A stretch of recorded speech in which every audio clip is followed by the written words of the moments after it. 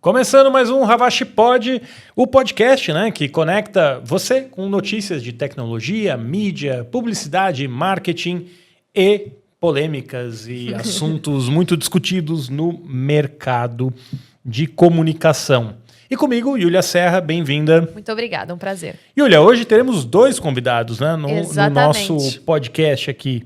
Quem é o primeiro deles? Bom, vou começar pelo Alex Grafe, que é mestre em comportamento do consumidor, com MBA em marketing de serviços e bacharelado em comunicação social, todos pela ESPM. Atualmente é diretor de marketing e digital da Growth, da Tegra Brookfield, para todo o Brasil. É um grande entusiasta do novo cenário de inovação com utilização de soluções de IA, Martech e AdTech, atuando também como professor da Lemonade School e como entrevistador nos podcasts Desnude e no COE da GIG. E o Desnude foi o que você já participou, Já né? participei do Desnude, foi muito legal o papo. Inclusive, essa é uma reedição, né, de uma conversa, porque junto com o Grafe, quem está aqui, né, quem veio, é o Alexandre Kavinsky, que é AI Innovation Lead na WPP Media Services, né, WMS. Ele é líder do Comitê de Inteligência Artificial da WPP Brasil. Tem 28 anos de experiência em marketing digital, sendo 15 deles dedicados à WPP. O Alexandre se destaca por sua expertise em inteligência artificial, com foco em ética, aplicações de negócios e tecnologia. E em 2023, ele presidiu o Comitê de Privacidade e Personalização do IAB Brasil e é membro do CONAR. Grandes nomes, né? Falamos sobre regulação de Big Techs, falamos também sobre IA nesse mercado de marketing, enfim, o peso que ela tem nesse Falamos universo. bastante de Cannes, né? Do significado da polêmica de Cannes, e né? teve Das até peças um apontamento bem legal do Alex Grafe, que ele fala que tem aí um ponto positivo, né? De tudo isso, que ele encara como... A gente pode tirar uma lição boa, se é que a gente pode chamar assim, eu concordo né? com ele, acho que foi positivo. Eu sempre falo, né? O sol é o melhor sanitizante. Então, quando os problemas vêm à luz do dia, a gente tem maiores chances de limpar o mercado, né, de uma maneira geral. E o que teremos hoje, depois das entrevistas? Depois a gente vai fazer uma análise que pode parecer não ter tanto a ver com a gente, porque é sobre o show do Coldplay, o famoso que, enfim, o CEO da empresa foi pego com amante, mas tem muito a ver porque a gente está falando exatamente das consequências de uma exposição, dessa questão do marketing pessoal. Foi pego com a amante ou com a suposta amante? Com a suposta amante, né? Vamos deixar. Eles não assumiram que estavam tendo caso, mas, né? assim, né? Bom, vamos usar a suposta. Já está saltando para as conclusões aí. Vamos usar a suposta amante, mas já tivemos consequências. Amante ou suposta amante já teve consequências tanto profissionais quanto pessoais para ambos. Então, vamos discutir sobre isso. Muito bem, então. Agora com Alex Grafe e Alexandre Kavinsky. Bem-vindos. Obrigado. Prazer estar aqui. Pô, prazerzaço. Olha que legal.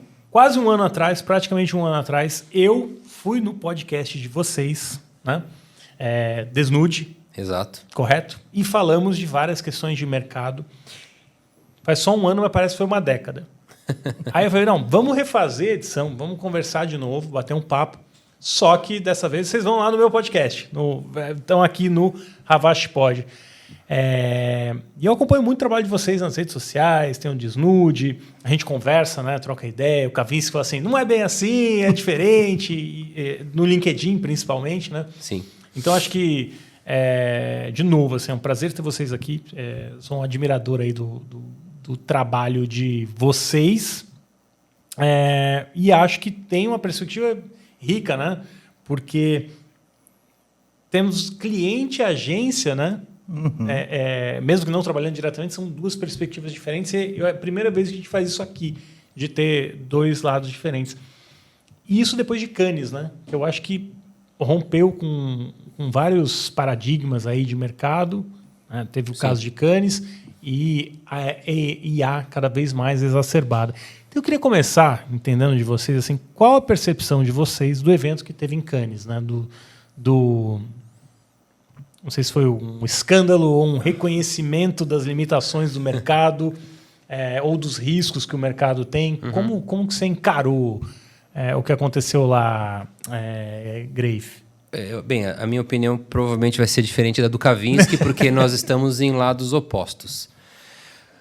Olha, tecnicamente falando, aquilo foi um crime, né? Se a gente for parar para analisar. Por quê? Porque distingue do que ocorreu nos outros anos. Então, nos outros anos, o que já era notório e sabido de todos, basicamente 99% das campanhas que vão para Cannes são campanhas cuja nomenclatura que a gente utiliza no mercado, campanhas fantasmas. Elas existem, são aprovadas pelo cliente, a gente faz uma inserção em mídia relativamente baixa em termos de valor, porque isso é uma prerrogativa ali do regulamento de Cannes, e em cima dessa micro campanha é feito um case. Eu acho que essa história do case, das campanhas fantasmas e assim por diante foi sempre velada, porém todo mundo conhecia quais eram os caminhos para se inscrever e ganhar um prêmio em Cannes. O que ocorreu recentemente foi, na verdade, e num momento péssimo do mercado, né? Foi uma manipulação ipsis literis de situações públicas e com órgãos e pessoas de alto poder de influência, né? Modificar ou subentender um discurso na voz de uma senadora, por exemplo, ou fazer uma alteração, seja ela simplória ou não, de uma matéria pública, cara, isso é crime. Simples assim. Então, eu acho que a gente tem que separar um pouco, às vezes, o discurso e o clamor de que, finalmente colocaram na mesa que o festival sempre foi uma farsa, com o que ocorreu. É diferente, né? São discussões, eu acho que elas acabam se sobrepondo, uma acaba sendo uma alavanca, inclusive eu acho que é uma grande oportunidade para Cannes rever todo esse processo, mas, sinceramente, o que ocorreu é bem diferente de uma campanha fantasma, né? Uma campanha fantasma é algo que se segue ali uma prerrogativa, tem um microcosmo, é coletado alguns resultados assim por diante. E agora veio, além de toda a situação de manipulação mesmo, esse case da Consul com a DM9, né, veio num momento péssimo, que é justamente o momento onde nós estamos discutindo fake news. A gente tem uma mega discussão sobre direitos autorais de AI na publicidade. Cara, era o ano do Brasil. Em todos os lugares hoje em dia. Né? Era o ano do Brasil. Então, acho que teve esse lado muito ruim, muito grotesco. É uma pena. Vários amigos, pessoas que eu admiro, estão dentro dos dois contextos, anunciante e agência. Eu não quero citar nomes, porque a gente, no final, não sabe o que realmente ocorreu por trás das cortinas. Entretanto, eu acho que é uma mega oportunidade para o nosso segmento. Ou seja, se você me perguntar se eu gostei do que ocorreu, eu vou falar que sim. Porra, adorei. Porque é uma situação onde a gente pode... repensar o mercado. Exato. Então, eu vejo, sinceramente, essa situação como copo meio cheio, não como... copo meio vazio. Exato. E você, Carlinhos? Vamos lá, não vou fazer tanto juízo de valor, né? Não quero julgar aqui pessoas que são colegas e conhecidos aí de mercado, mas eu acho que tem uma oportunidade interessante para a Cannes nesse momento de assumir, talvez, né, como é que eles querem posicionar esse festival e o que é que vai ser apresentado e julgado. Eu estava lendo várias leituras, né, desses casos que acontecem em Cannes, de fantasmas e tudo mais, historicamente, especialmente, né, nesse último festival. E um dos comentários me chamou a atenção, que era uma analogia com os desfiles de moda. Então, as marcas fazem os desfiles de moda e as roupas são muito mais fantasiosas, são muito mais espalhafatosas, né, do que as que são vendidas para o consumidor final. E, por sinal, nunca se pagam, né? Exato. É mais caro você fazer o prêt-à-porter, muito caro, né? Fazer alta costura. Mas, conceitualmente, ela te dá visibilidade, né? E aí, né, isso, né, mostra o poder da criatividade da marca, né? E eu acho que isso é muito interessante, né? Tanto para as marcas, como talvez para a Cannes se posicionar dessa maneira e falar, né? A gente quer ver até onde pode ir sua criatividade.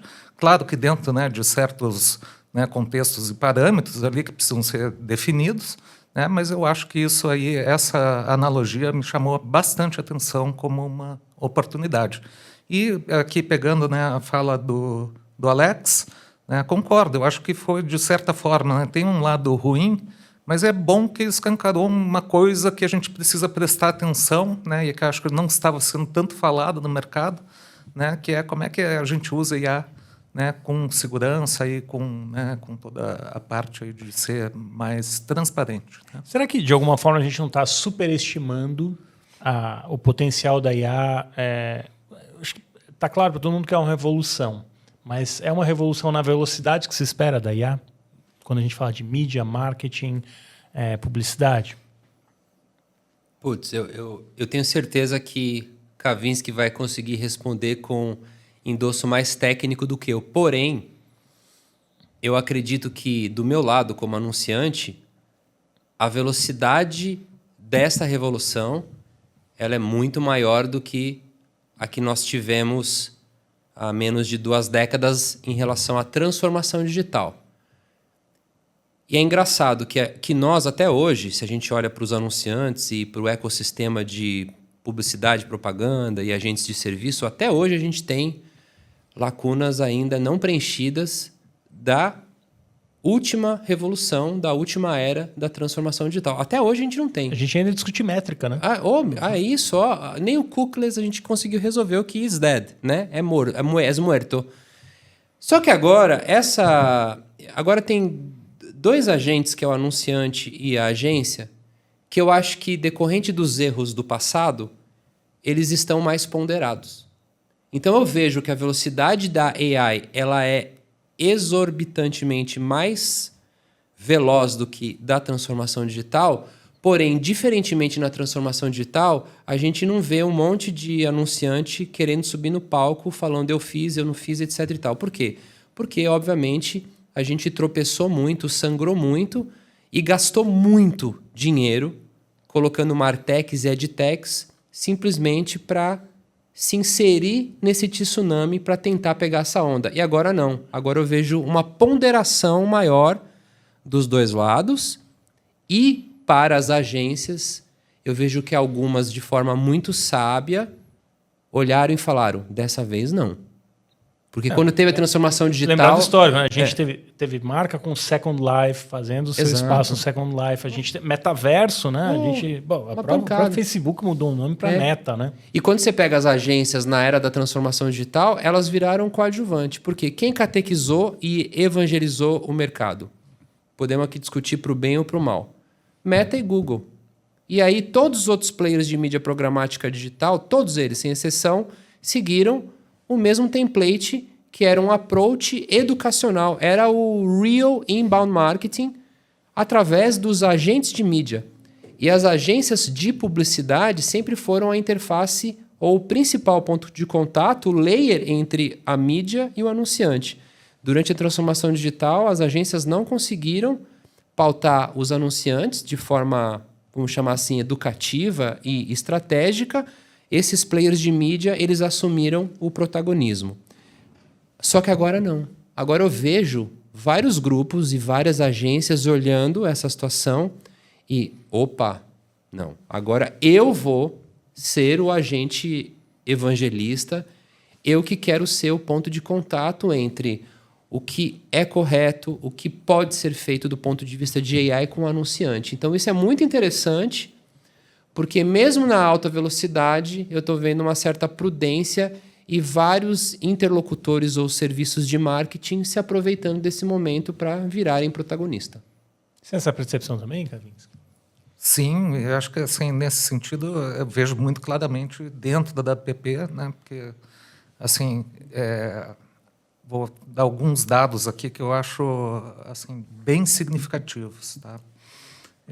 Primeiro, em IA, da APP vem investindo até o ano passado 250 milhões de libras, a partir desse ano 300 milhões de libras ano somente em IA. São 2,2 bilhões de reais ano só em IA, comprando aí empresas de cientistas de IA, então uma empresa fundada em 2014 chamada Satalha, né, que trabalham há 25 anos com IA já, tentando replicar cérebro de abelhas, por exemplo, dentro de um computador. mais de 70% das aquisições da WPP nos últimos 3 anos foram empresas de tecnologia e não agências, né? Então, aí, uma frente muito forte, com parcerias fortes aí com todas essas big techs e, né, algumas startups, mas também com iniciativas próprias de modelos e tudo mais. Falando na velocidade, né, eu estou um pouco abismado. Tá? Eu sou uma pessoa muito pé atrás com tudo que se diz no mercado. Tá? Eu gosto de questionar tudo, porque acho que tem muito oba-oba, muita excitação, né? O pessoal gosta de acreditar que tudo vai mudar muito rápido. Mas eu digo que, assim, em relação aos modelos, eles têm evoluído, na minha opinião, muito mais rápido do que eu esperava, tanto de vídeo como de texto e tudo mais. Por um outro lado, ainda tem muita, né, declaração, né, de atores aí do nosso mercado, né, alguns CEOs e tudo mais, que quando fazem as previsões, essa eu acho muito exageradas, mas quanto mais bilionário o CEO, mais exagerada assim, parece ser a previsão, né? Acho até irresponsáveis às vezes, tá? Porque gera, né, uma sensação, às vezes um desconforto, medo, né? E não tem como fazer essa previsão. O problema não é a previsão acontecer ou não. Pode ser que ela aconteça até no prazo que eles disseram. Só que a gente não tem como fazer essa previsão hoje, porque depende de descobertas, né, especialmente matemáticas e da física. Se a gente continuar com o mesmo modelo que a gente tem hoje para a IA generativa, ela só vai evoluir colocando cada vez mais, né, placas ali, servidores e uma coisa cada vez maior, né, e não vai mudar, né, a problemática da estatística probabilística, por exemplo, que está por trás dos modelos de hoje, né? Então, assim, a gente não sabe quando vão vir essas descobertas. Elas podem acontecer amanhã, podem acontecer daqui a 5 anos ou 50 anos. Né? Então, aí eu acho que tem, né, dois lados aí. Eu vejo coisas andando mais rápido do que esperado, ao mesmo tempo vejo previsões um pouco aí perigosas. Mas será que, de certa forma, o que aconteceu em Cannes não vai deixar as marcas mais reticentes num investimento de IA ou é um caminho sem volta? Olha, Para mim é um caminho sem volta. para nós, tá, assim, a AWP, isso eu achei muito interessante até do Mark Reed. A gente tem uma postura muito aqui cuidadosa com o IA. Então, por exemplo, todos os nossos conceitos, tudo que a gente segue ali, assim, tem ali pessoas ajudando e muito controle em cima disso, é uma cartilha bastante cartesiana ali de falar, olha, tem regras para seguir, você é responsável pelo que você colocou e você é responsável pelo que saiu do outro lado. Né? Você pode usar essa ferramenta para isso, mas não pode usar para aquele outro. E até, às vezes, isso parece ruim, especialmente, né, quando a gente está falando com os criativos, porque você fica ali, né, putz, eu não posso, né, eu fico limitado aqui nessa área cinza onde outras pessoas estão usando mais, mas, por um outro lado, a gente tem uma maior segurança para o cliente. Isso foi uma coisa que o Mark Reed me disse.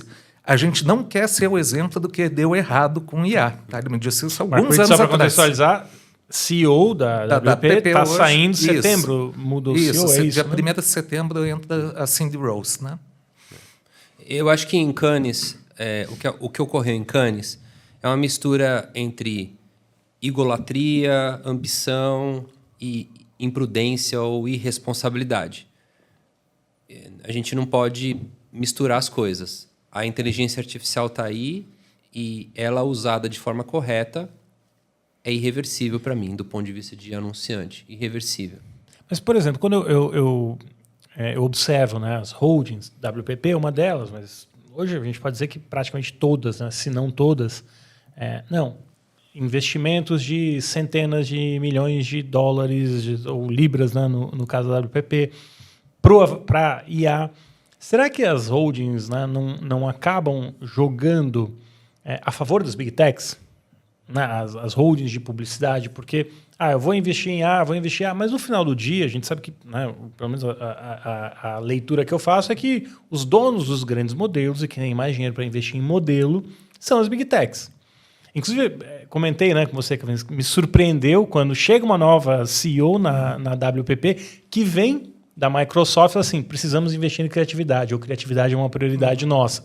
Quer ver, aí sim eu acho que, se eu sou um cliente, chamaria a minha atenção.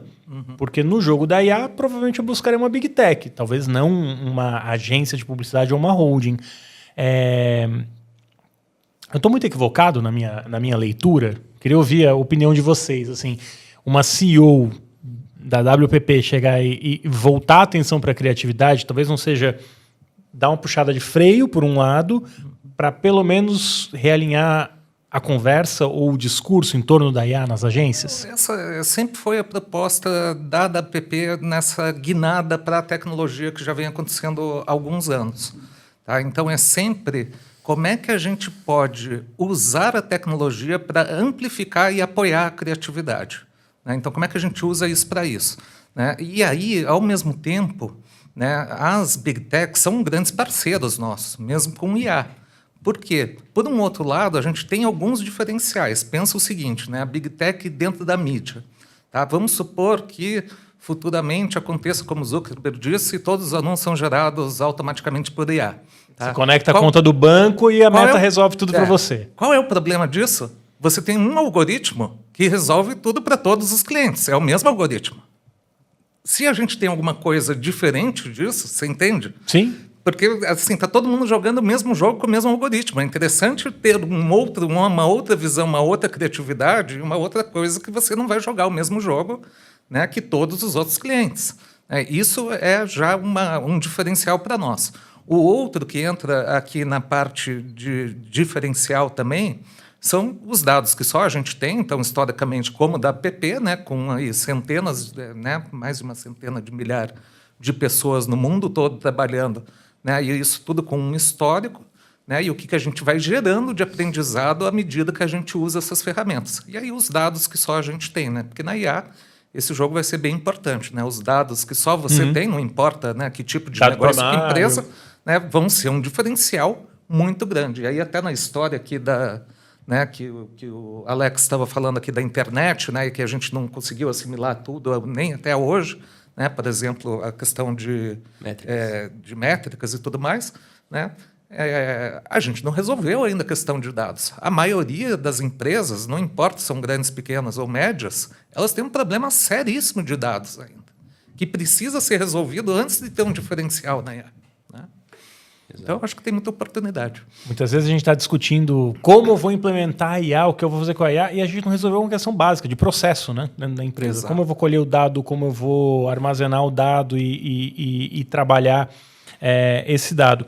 Agora, foi um bom ponto que você trouxe, Kavinsky, da Meta, né, do Zuckerberg. Ele já falou que não é para todo mundo, é só para pequena e média empresa, já deu até não foi para Cannes também, né? não pegaria bem, mas... claro, a Meta sabe que tem uma necessidade de ter contato com as agências para gerar receita e caiu mal a frase ali do Mark Zuckerberg. Mas até que ponto isso é factível para o cliente? Eu entendi a perspectiva do Kavinsky, para mim faz todo sentido, claro. Se é igual para todo mundo, qual a vantagem competitiva que você tem de usar a mesma ferramenta para todo mundo? Mas da perspectiva de marca, né, Grace? Dá para dizer que, tendo a mesma solução da Meta para resolver tudo, seria efetivo, eficiente, e o humano que está dentro ali da operação da marca resolveria isso? Bem, vamos lá. Vamos separar o small medium business dos grandes. Né? Quando a gente olha para grandes, meu caso, o caso de outros, se eu fosse o CEO ou a CEO da WPP ou da Publicis, de qualquer que fosse o grupo, eu teria exatamente o mesmo discurso. Né? Eu colocaria a criatividade, a estratégia como protagonista, porque eu já mitigo qualquer situação onde a tecnologia assumiria um papel de ator primário. Tecnologia é uma ferramenta. Né? Então, essa discussão ela surgiu lá atrás, inclusive quando veio as Martechs, EdTechs. Tinha um monte de cara de mídia dizendo agora é só apertar um botão, o Machine Learning faz tudo. A IA é o mesmo contexto. Né? Então, as agências, elas obrigatoriamente elas precisam ter esse discurso, inclusive comercial, mais consultivo, mais estratégico. É o Power by Human. Né? Então, se tudo vai virar tech, então que seja Power by Human. Então, quando a gente fala de grandes anunciantes, não tem como. Para a gente se diferenciar dentro de todos os prompts que vão ficar sendo compartilhados entre inúmeros arquivos de Excel por aí, a única forma de eu me distinguir de outros é tendo realmente mentes brilhantes trabalhando muito bem com a tecnologia. Para small medium business, eu acho que é o melhor dos mundos realmente o Zuckerberg criar uma ferramenta de automação. O mercado, assim, a gente há anos, há décadas discute como fazer publicidade e marketing de forma escalonável para small medium business. Ninguém nunca conseguiu e não vai conseguir. Por quê? Porque um cara de small medium business tem 2, 3 mil reais para gastar com alguém para fazer postzinho, para fazer tráfego pago e assim por diante. A conta não fecha para nenhum dos dois lados. O cara que está ali trabalhando por 2 mil reais tem um grau de pressão e exigência que é maior do que eu que estou colocando milhões, porque o cara de small medium business não entende nada, ele quer muito mais requinte, né? Ele tem uma cabeça de grande player, mas não tem dinheiro para investir nada. E se não funcionar o negócio dele, Exato. quebra, né? Então, acho que small medium business, putz, Pessoal, é lindo. Lindo. Isso já aconteceu antes, tá, gente? Tem um paralelo muito simples, verdadeiro, assim, bem claro, tá? Eu vou falar aqui de iCherry, né? A agência que eu fundei. Em 2013 para 2014, né, começou a surgir as soluções de automação de gestão de mídia. E você pensa assim, quando eu tinha um cliente grande, né, pegar aqui um e-commerce, por exemplo, você está trabalhando lá com, né, milhares de SKUs ou produtos, né, com uma série de palavras-chave, então nem se fala, né, são centenas de milhares que podem, né, estar por ali. Humanamente, não fazia sentido ter um monte de gente para controlar tudo aquilo, né? Mas a gente tinha bastante gente. Eu colocar lá 20 pessoas para atender uma conta grande, por exemplo, para fazer essa gestão o melhor possível, né? O Google inseria um algoritmo e depois o Facebook, era o Facebook na época, né? Também veio logo em seguida o algoritmo deles, que fazia muito bem essa gestão, né, de distribuição de verba e tudo mais até um certo ponto. Né? E o que aconteceu conosco? Né? Então, você vai pegar... Quem estava fazendo essa gestão de mídia, essas 20 pessoas, foram de 20 para 4 pessoas fazendo gestão de mídia. O que aconteceu com as outras 16? Elas não foram mandadas embora. Elas começaram a trabalhar com dados. E foi aí que a gente foi se transformando numa Martech. Né? E muitas agências seguiram esse caminho. Né? O que é isso? Foi muito bom, né? Porque deixou de fazer uma tarefa que era humanamente impossível ou até desagradável, né, para fazer uma coisa muito mais lógica, né, e que faz muito mais sentido para nós, para o cliente, e que é muito mais gratificante, gera mais crescimento do mercado, né, do que aquilo. E a gente conseguiu, né, fazer essa transição. E foi uma transição bruta. E isso foi IA. Foi inteligência artificial, só que nessa hora não era da criação, ela era da distribuição, né, da mídia. Tem um ponto importante. Agora a gente vai passar pela criação. Tem um ponto importante aqui que é o seguinte. Na época da transformação digital, nós tínhamos um mercado praticamente em formato de monopólio, porque o brasileiro, as empresas brasileiras, elas obrigatoriamente tinham como 90% do inventário, do investimento, a concentração em 2 players, a Meta e o Google. Ok? Todas as outras DSPs, todas as outras trading desks e todos os outros players de programática consumiam um inventário ou layers de tecnologia, por exemplo, o Double Click Management, o DV360. Estou dando exemplos atuais, mas no final era um monopólio. Então, na época da transformação digital, o brasileiro, as agências, os anunciantes aqui no Brasil, eles tinham essa super dependência do Google e da Meta. Com a AI, isso é algo que a gente não se ligou ainda, nós temos 3 grandes players globais. Temos os americanos, os chineses e os coreanos. E a gente continua olhando, do ponto de vista de AI, não estou falando de mídia, só para os americanos. Então, na hora que a gente fala de Big Techs, sempre vem na nossa cabeça Google, Meta, Amazon. O problema é que a cauda longa coreana e principalmente a chinesa, Né? ela é muito maior, o que poderia prover para o mercado brasileiro qualidade e baixo custo. Veja o caso do Deep Blue, a gente pode ficar falando vários, mas na hora que você olha o mercado chinês, é impressionante. DeepSeek, né? Perdão. O Deep Blue é Deep Blue é das criancinhas, né? Olha o cuidado aqui, né? Tem muito Deep aqui, né? Deep Web, assim por aí. Mas a cauda longa chinesa, ela é muito interessante, não só do ponto de vista de oferta, como de qualidade. A gente vive uma situação hoje, é engraçado. A gente fala de Big Techs, é como se eu tivesse vivenciando como se eu estivesse recordando o que eu já vivenciei há 3 décadas atrás, quando eu trabalho no mercado automotivo, onde carro bom era o japonês e o alemão, certo? Chinês e coreano era carro ruim. Nem entrava na conta. Hoje a gente tem uma virada de mesa. Hoje a gente vai na rua e fala, cara, eu falo assim, carro chinês hoje chegou num patamar de qualidade e tecnologia que bate os alemães, bate tranquilamente os japoneses, assim, mas, nossa, de surra. AI é a mesma coisa. Só que a gente não conseguiu ainda ter esse olhar mais qualitativo de que, cara, a AI chinesa e a coreana é tão boa quanto e é bem mais barata. Em um momento isso vai vir à tona e a gente vai ter uma E com uma lógica de código aberto, né? Exato, que os chineses têm, né? Exato.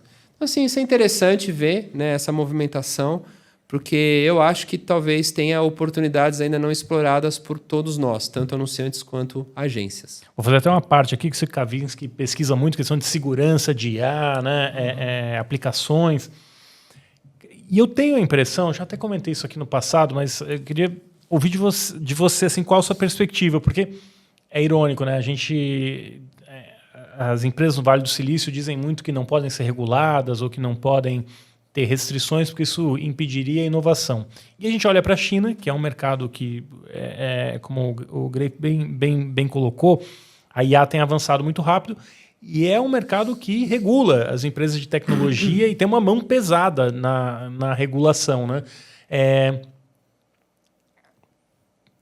Essa narrativa de que regulação atrapalha a inovação, ela é sustentável, ela fica de pé, ou o modelo chinês mostra que é diferente? Não sei, eu sou a favor da regulação, tá? Acho que assim, extremamente necessário nesse momento, né? Que seja regulado, que seja bem regulada, né? Ainda não tem uma preferência, você vai acompanhando e muda tudo muito rápido.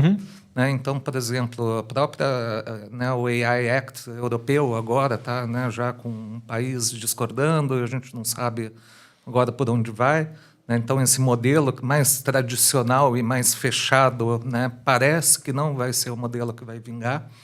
Os chineses...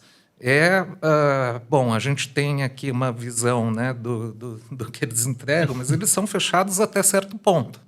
Né? Porque se você pegar, por exemplo, né, o governo chinês, ele dá acesso a todos os dados do cidadão se você for, né, uma empresa de tecnologia e quiser testar algumas coisas e tiver, né, alguma propriedade para isso. Então, aqui...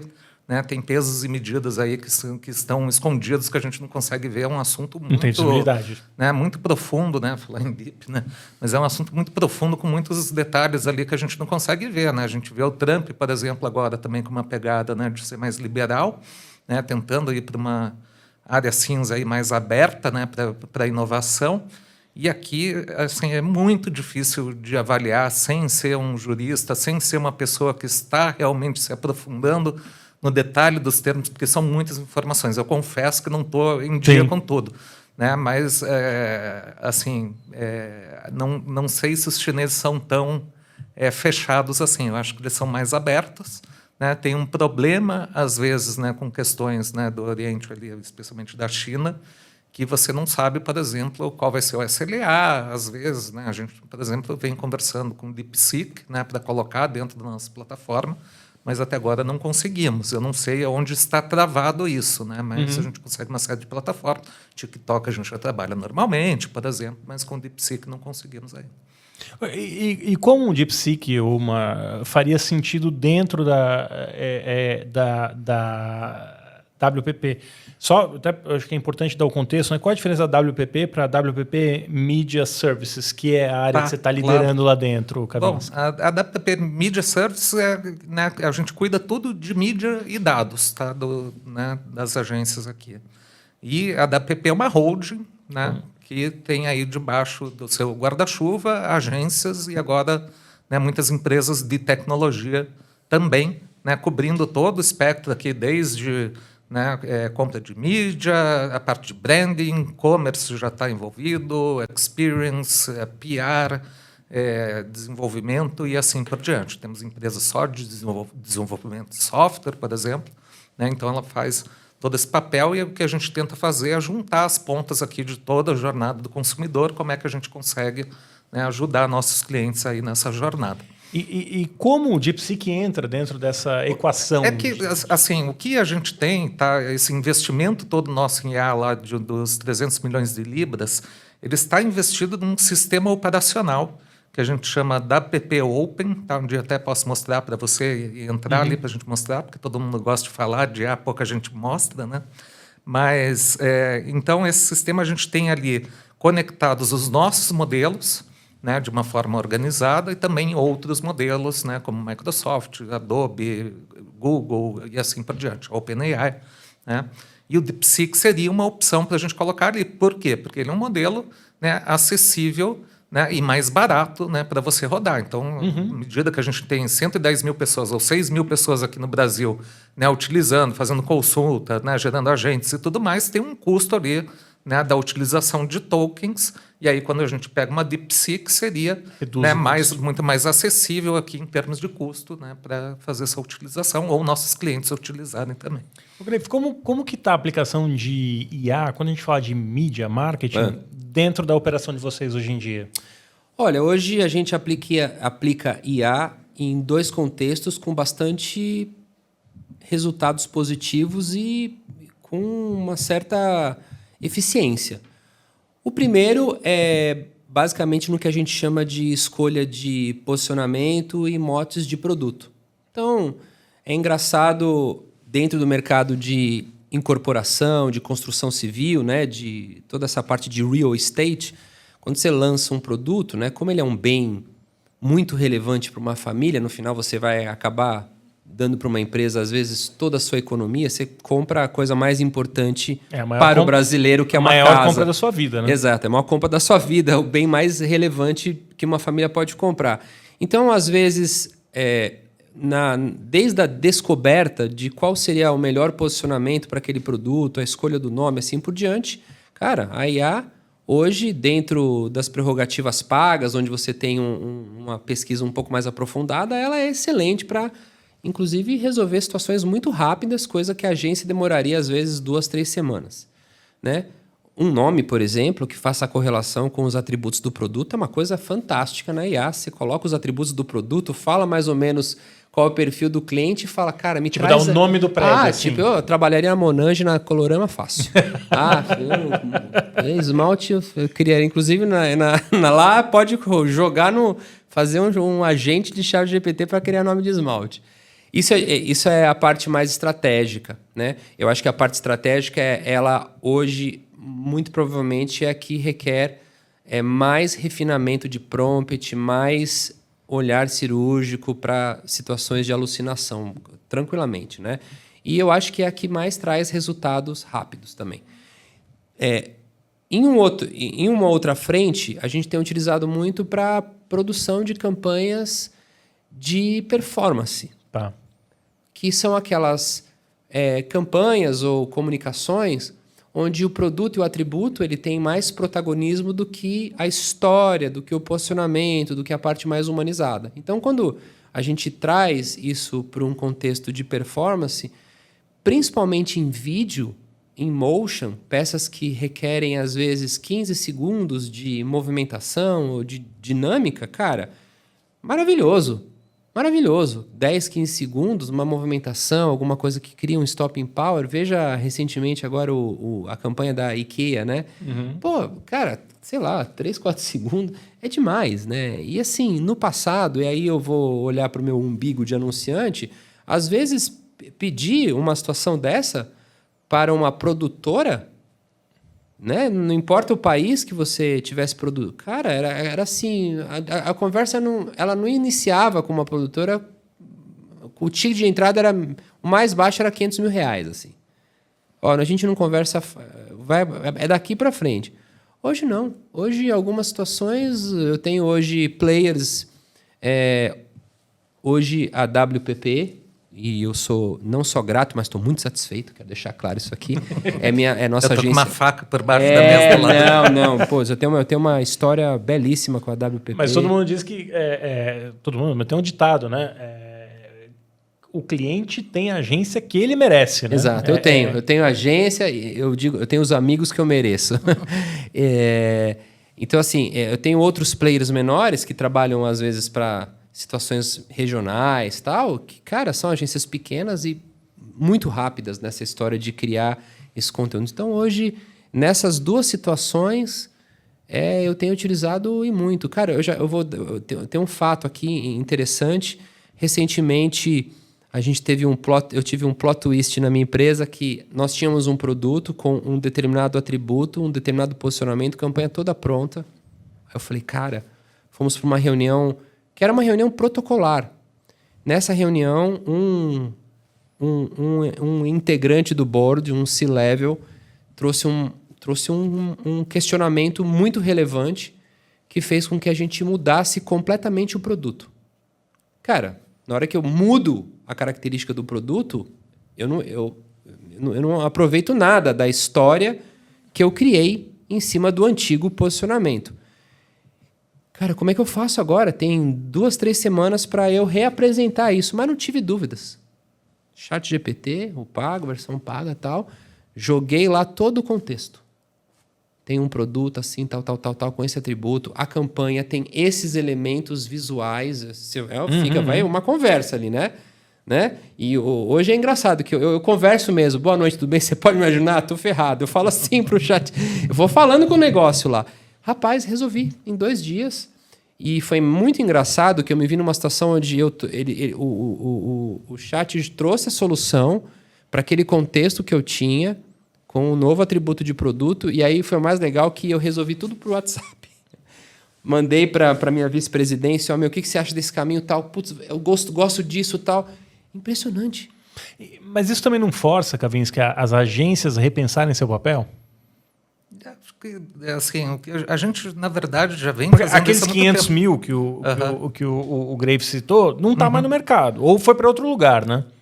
Eu acho que o que está acontecendo, primeiro, né, a gente está aí muito, né, em cima de criação de criativos em escala, né, com soluções para isso. Tá? A WPP tem aí a Hogarth, que é a maior produtora do mundo. Então, uma parte, né, do nosso desafio é fazer esses criativos em escala, né, sair de um KV e começar a multiplicar isso de forma personalizada, né, que todo mundo, né, já diz que acontece, né, numa grande escala, mas, na verdade, é complicado ainda, né, especialmente se você põe uma camada de personalização ali junto, né, mas já vem, de uma certa forma, começando a acontecer. E a outra é onde entra a criatividade dentro disso tudo. Tá? Então, tem uma coisa que é fazer, né, esses pequenos vídeos, que, de repente, eles mesmos podem fazer. Uma outra coisa é você criar, né, uma peça que vai encantar as pessoas depois, né, fazer coisas diferentes. Então, por exemplo, a Hogarth tem uma solução junto com a NVIDIA, isso é exclusivo nosso, mais de 4 anos antes da saída do ChatGPT 3, né, que deu esse boom da IA generativa, já vinha criando uma solução que é de produção, mas ela é uma produção digital junto com a produção de estúdio. Então, é dentro de um estúdio, você tem ali, né, você faz ali, né, um cenário, né, e o fundo ele é todo inteligência artificial. Você tem um fundo chroma key, né, que vai criando ali. É um negócio maravilhoso. E você, assim, né, faz produções fantásticas ali, muito mais, né, com uma qualidade muito maior, né, dependendo da necessidade, mas, ao mesmo tempo, mais baratas também, né, do que a produção normal de estúdio sem essa camada, né, digital aí, ou de inteligência artificial junto. Então, o que a gente busca é isso, é como é que a gente traz alguma coisa a mais, como é que a gente traz um diferencial, porque, de fato, se a gente não traz um diferencial, né, não tem muito mais o que oferecer. Porque as ferramentas são mais acessíveis. Né? Sim. Hoje você pode ser um produtor também, ou um roteirista, e ter ali o coach da IA, ou a IA resolvendo muita coisa para você. Lá em casa, por exemplo, então, o pessoal estava fazendo o projeto da casa usando o ChatGPT. E aí veio o projeto da arquiteta e falou, tá vendo? É igual o que a gente fez ali. Então, uma coisa que impensável até poucos anos, né? Então, assim, popularizou a ferramenta. Mas à medida que populariza a ferramenta, também não torna mais difícil para a marca ter saliência no mercado, essa marca ter uma história ou se destacar, na medida que todo mundo tem acesso a ferramentas semelhantes? Depende da história que você conta, né? Então, assim, isso está muito baseado nisso. A gente vê, por exemplo, vamos pegar aqui, tem várias coisas e vídeos de IA generativos viralizando. Mas, se a gente for pensar, não são tantos assim, imaginando que todo mundo está fazendo vídeo generativo. Então, 100 milhões de vídeos foram feitos, 2 viralizaram. Exatamente, sentido, muito pouco. E se você for pensar, é a ideia que está por trás daquilo e quem é que teve a ideia que fez a diferença. Não foi o vídeo que o cara criou. Né? E ao mesmo tempo a rejeição foi crescendo muito. A ideia, né, do que ele teve antes. Porque assim, tá todo mundo fazendo vídeo. Eu já fiz uns 400 vídeos, mas nenhum meu eu tô publicando lá porque tipo, não tem um diferencial, entendeu? Entendi. E ao mesmo tempo a rejeição aumentando, né? Sim. Quem acompanha LinkedIn, os 3 aqui somos presentes, né, no LinkedIn, a gente Sim. vê muita gente produzindo muito conteúdo com IA, fica um conteúdo repetitivo e formulaico, né? Tem uma fórmula ali em todos os posts e não sei vocês, eu já fico... Puta, Sim, mas é porque assim, o que funciona melhor com o vídeo? São você pegar situações de vídeos que tem, né, em quantidade na internet. Por exemplo, eu colocar um gamer comentando um jogo, cara, tipo, vai sair perfeito meu vídeo generativo. Por quê? Porque tem 1 trilhão de horas de gamer, né, publicados na internet jogando negócio. Quando eu quero uma situação diferente ou que é mais quadrada para uma necessidade específica do cliente, cara, aquilo lá vira um pesadelo para você criar se você for num caminho normal. Porque vai ter tantas tentativas, idas e vindas, né, e erro e acerto, e começa a ficar caro também, porque você pega um Veo 3, por exemplo, que é uma ferramenta maravilhosa, né? Mas você tem uma limitação. Token, né? Se você for ficar criando até sair aquilo que você quer realmente, uma roleta russa ali de idas e vindas, primeiro, você não sabe quantas tentativas vai levar, né? E você não sabe sequer se você vai chegar lá. Isso é um problema. Né? E aí acho que entra a questão do histórico, né? De quem já trabalha com vídeo, de quem já tem histórico, de quem sabe fazer esse tipo de prompt, que sabe editar, porque daí pode pegar uma coisa que saiu mais ou menos, mas melhorar, né? E deixar ela decente o suficiente, né? Para veicular. Então, eu ainda acho que a gente tem assim, uma sensação que a coisa escancarou, mas, na verdade, quando a gente olha para a quantidade do que é gerado e do que tem impacto realmente, é muito pouco. É tipo como se fosse um jogador de futebol, né? Eu concordo. A gente não pode esquecer que todo LLM trabalha pautado em probabilística. Então é um pouco isso, né? Se você quer algo que dentro da probabilística e do histórico existente, inclusive e exclusivamente na web, você às vezes nem com prompt vai conseguir ter uma qualidade de história consistente. Você vai ter que produzir mesmo nas mãos, né? Então, eu acho que o exemplo do game é clássico, né? Dentro dessa probabilística. Tem muito conteúdo de game, então a qualidade vai ser realmente melhor. Mas a criatividade, a gente pode fazer um deparo de 2, 3 décadas atrás com os recursos que nós tínhamos e agora. Né? Eu também acho que essas coisas que viralizam, tipo a menina do maiô lá, pô, quando, né? Mas essa foi uma boa ideia, foi uma ideia diferente, né? Diferente. Uma situação inusitada, né? Então, assim, um cara que já tem um histórico, né, de construir ali narrativas, né, com outros meios também dentro de rede social. Então, né, aqui, entende? É isso que a gente precisa. O que é importante para a WPP é ter os criativos, né, que estão ali preparados para esse momento, para isso, para usar essas ferramentas, né, para fazer isso também. O que me preocupa nessa democratização não tem correlação nenhuma com o mercado publicitário. Tem correlação com o resto. Fake news. Desinformação, eleição chegando aí. Total. Então, assim, se a gente pudesse filosofar horas e horas, é isso. Quando eu olho o mercado publicitário, por isso que eu acho que Cannes foi fabuloso, existe, até por uma questão de proteção mesmo do nosso negócio, dessa criatividade, existe várias discussões que eu ainda acredito que são lentas e postergadas por questões comerciais em relação à regulamentação. E eu sou muito a favor da regulamentação. Muito, muito a favor. Porque antes do marketólogo vem o pai. Muito bem. Na hora que eu pego o pai e vou para o outro lado aqui, do lado esquerdo, isso aqui, gente, eu sou a favor da contenção. Não é nem da regulamentação. Eu sou a favor do hard stop mesmo. Tipo, chama o Thomas Piketty, chama qualquer teórico capitalista, assim, eu sou a favor, no caso da AI, no contexto de redes sociais, principalmente, eu sou a favor da contenção, tipo, stop. Mas é possível parar uma tecnologia depois que essa tecnologia ganha vida? É meio botar o tubo dentro, botar a pasta de dente de volta dentro do tubo? É possível? Eu acho que é difícil. Infelizmente, Por isso que essa contenção, não sei o quanto é realista a gente Não é? querer uma contenção. É que nem o né? negócio da eletricidade, né? É impossível. Ah, eu não gosto da eletricidade, vou continuar usando Eu vela, acho que assim, mano. a gente não- precisa, precisa de regras para nortear, né? Para onde vai essa evolução aí, provavelmente, né? Eu acho que é sempre a responsabilidade. Onde está a responsabilidade? Quem é responsável pelo quê? Né? Como que responde e como que ele é, né? O problema é assim, a gente não tem, né, órgãos para, né, acompanhar, não tem, é uma série de dificuldades. A legislação vai atrás da inovação, né? Primeiro chega a inovação, depois chega a legislação. É o caminho natural, né? Mas a legislação, gente, a gente pode, de novo, né? Me fala hoje quem no Congresso, apoiado por quem, entende desse assunto aqui. Ninguém. Não, mas eu acho que a gente pode pegar, por exemplo, o STF. Na falta de uma regulação de redes, o STF foi lá e disse, vamos mudar o artigo 19 do Marco Civil da Internet. Sim. Muda o Marco Civil e aí a gente já está mais adiante, mas aqui na semana que estamos gravando, o PROCON notificou o Google por ter conteúdo pirata dentro da loja. E a decisão do STF já ajudou o PROCON do Rio de Janeiro nessa decisão de notificar. Porque o Código de Defesa do Consumidor já garantia que o Google não deveria ter esse conteúdo pirata.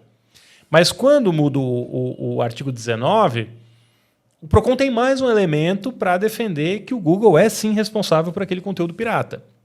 Então eu entendo a questão de que é difícil regular e que hoje a gente em Brasília vai ter limitações, mas eu vejo evolução. Eu sou um pessimista no curto prazo e um otimista no longo prazo. Ah, mas eu estou bem otimista. Inclusive, eu tenho visto sinais muito positivos do próprio Google, da própria Meta. A Meta lá atrás deu um sinal muito positivo quando a gente começou a história da LGBT. Ela foi a primeira a tentar catequizar, explicar o negócio dos cookies, lembra? Falar, tinha vídeo explicativo, foi excelente. Mas eu acho que, obrigatoriamente, nós precisamos ter conscientização, cidadania, responsabilidade e esforço de todos os lados. Temos o anunciante, nós temos o gerador de conteúdo, que seja, né? O consumidor, e a gente tem os intermediários. Desculpa, isso aqui é um ecossistema fechado. Não trazer a discussão da responsabilidade de fake news, de conteúdos de pirataria, assim por diante, para as big techs e para os players de mídia, num mau exemplo ou num exemplo esdrúxulo, é a mesma coisa de eu não, por exemplo, condenar o intermediário de quem contratou um assassino de aluguel. É tipo assim, sabe? Então, assim, de um lado tem um cara que quer matar o outro. Aí eu contrato um intermediário. Esse intermediário vai lá e fala assim, você pode, né, ir lá e matar o cara? Beleza. Aí descobrem que esse aqui foi o mandante e descobrem quem matou. Condenam todo mundo, menos o intermediário. Eu falo assim, tem alguma coisa estranha aqui, gente. Quem fez a conexão das coisas? Eu concordo com você em gênero, número e grau. Até por isso que eu defendo, ou não sei se defendo, eu acho que foi uma decisão acertada a mudança do artigo 19, do meu ponto de vista. Mas até que ponto também essa mudança não passa pelas marcas? Porque no final do dia a gente tem as marcas colocando dinheiro lá na Meta, colocando dinheiro no Google, mesmo tendo desinformação. Ou desinformação, fake news, assim por diante. Será que a hora que o dinheiro parar de fluir ou entrar... Porque no final do dia não para de entrar o dinheiro. Por mais que tenha fake news, por mais que tenha desinformação, eu já ouvi, por exemplo, de agência, de holdings, né, ou de pessoas em holdings. Eu não gostaria de botar o dinheiro lá, mas eu tenho que colocar porque o anunciante quer que eu coloque, porque a marca quer que eu coloque. Então, até que ponto, Greif, também não tem um descompasso entre o que... E eu tenho certeza que o que você me disse aqui... todos os representantes de marca vão falar. Eu acho que ninguém quer apoiar fake news, informação, né? De marcas sérias, pelo menos. E a grande maioria, pela minha experiência, Mas, na prática, essas empresas continuam recebendo dinheiro. Sim. Continua vindo o investimento. Sim, continuam recebendo dinheiro. Como que a gente muda essa dinâmica? Olha, vamos lá. Hoje, os maiores inventários existentes, ou pelo menos as disponibilidades, sejam de deal ou de ferramentas de self-service, ou até mesmo de outras ferramentas de programática, elas ainda continuam, do ponto de vista de qualidade de conversão, na mão desses grandes players. Google, Meta, TikTok agora e assim por diante. Muito bem. Do meu lado aqui, isso já aconteceu algumas vezes, quando a gente percebe que aquele conteúdo ele está sendo distribuído em sites onde eles estão gerando uma certa fricção, não só ao meu posicionamento, mas infringindo outros clusters que às vezes nem são clusters de conversão do meu produto, é minha responsabilidade tirá-los do ar. Isso não pode ser passado num primeiro momento para a Big Tech. Eu tiro do ar. Tipo, gente, sai daqui e coloca esse site, esse blog, essa marca num blacklist. A partir do momento que a gente começa a perceber do lado do anunciante que fica um pouco inviável fazer esse controle, inclusive dentro da própria ferramenta, é simples, a gente não mais veicula, não mais coloca investimento naquela vertical. Eu vou te dar um caso que é o jornalismo. Desculpa, mas assim, hoje o jornalismo, que ele está se reinventando, acho que é o melhor momento, inclusive, de oportunidade para o jornalismo, ele continua muito polarizado. E, cara, eu tenho cliente de todos os lados. Eu tenho cliente de centro, de direita, de esquerda, assim por diante. Então, assim, qualquer investimento que eu faça pode ter um ponto de fricção. Vai ter alguém falando, pô, mas por que você investiu? Entendeu? Então, assim, nesse caso, eu tenho uma certa conscientização e responsabilidade de falar assim, não, gente, a marca precisa... Ainda eu sou da coisa que a marca... Ela precisa ser algo aspiracional, admirado, precisa ser um bom cidadão. A marca precisa ser um bom cidadão. Então, a gente claramente tira. Em contrapartida, em paralelo, o que eu posso fazer como anunciante é sistematicamente cobrar dos meus account directors, managers, dos caras de indústria, tipo, cara, eu vou pegar um caso da Sky, que eu trabalhei muitos anos na Sky, e a nossa maior reclamação não era só para Google, é para Meta, para todo mundo. Cara, acabei de ver uma propaganda dessas caixinhas que você paga R$50 e o cara tem acesso. Não dá para... A resposta sempre é a mesma. Não, é impossível. Quando, eles fazem um esforço até humano, inclusive. Né? Parece ser uma dicotomia falar isso, mas é um esforço humano de ir lá e falar, não, eu vou tirar o cara no dedo, na unha. Né? Mas aí você precisa... explicar para Nova York, para Miami o que está acontecendo e tal, eles vão lá e tiram, mas tem um retardo, né? Tem uma lentidão. Então, do nosso lado, eu tento ter essa conscientização, essa responsabilidade de saber, aqui eu não invisto mais, influenciadores é muito fácil fazer isso, tipo, é só ver o influenciador. Se colocou numa posição muito polêmica, não faz parte do meu DNA, não tem engajamento, nada, esquece, não vou, esquece. E no meu caso particular, se não produz porra nenhuma do ponto de vista educacional, nem para a economia do país, eu também não invisto em nada, tipo, vai mostrar a bolsa que você comprou, a viagem que você fez com os sobrinhos em outro lugar. Não com a minha marca. Eu acho que tem uma gama improdutiva no país agora, infelizmente, dentro desse contexto. Agora, eu sou um grande player? Sou. Mas tem gente muito grande. Mas muito grande. Eu acho que o bolso resolve grande parte desse nosso problema. Não tem dúvida nenhuma. Isso, mas o bolso, ele está justamente nos grandes conglomerados. Então, é quase como a ONU, né? É simples. Quem são os maiores anunciantes? Entendeu? Tipo, quem é o maior anunciante? Quem são os na cauda longa, assim, quem são os hits ainda aqui? Então, vamos chutar. Aqui eu tenho uma empresa de beverage and foods. Aqui eu tenho uma empresa de moda. A gente tem 4, 5 grandes anunciantes aqui. Tá bom, quem são os grandes conglomerados, olhando para o mercado europeu ou americano, que compram mídia? Tá, amigo, 10 caras, 20 caras resolve essa situação. Simples. Eu não invisto mais enquanto você não resolver isso.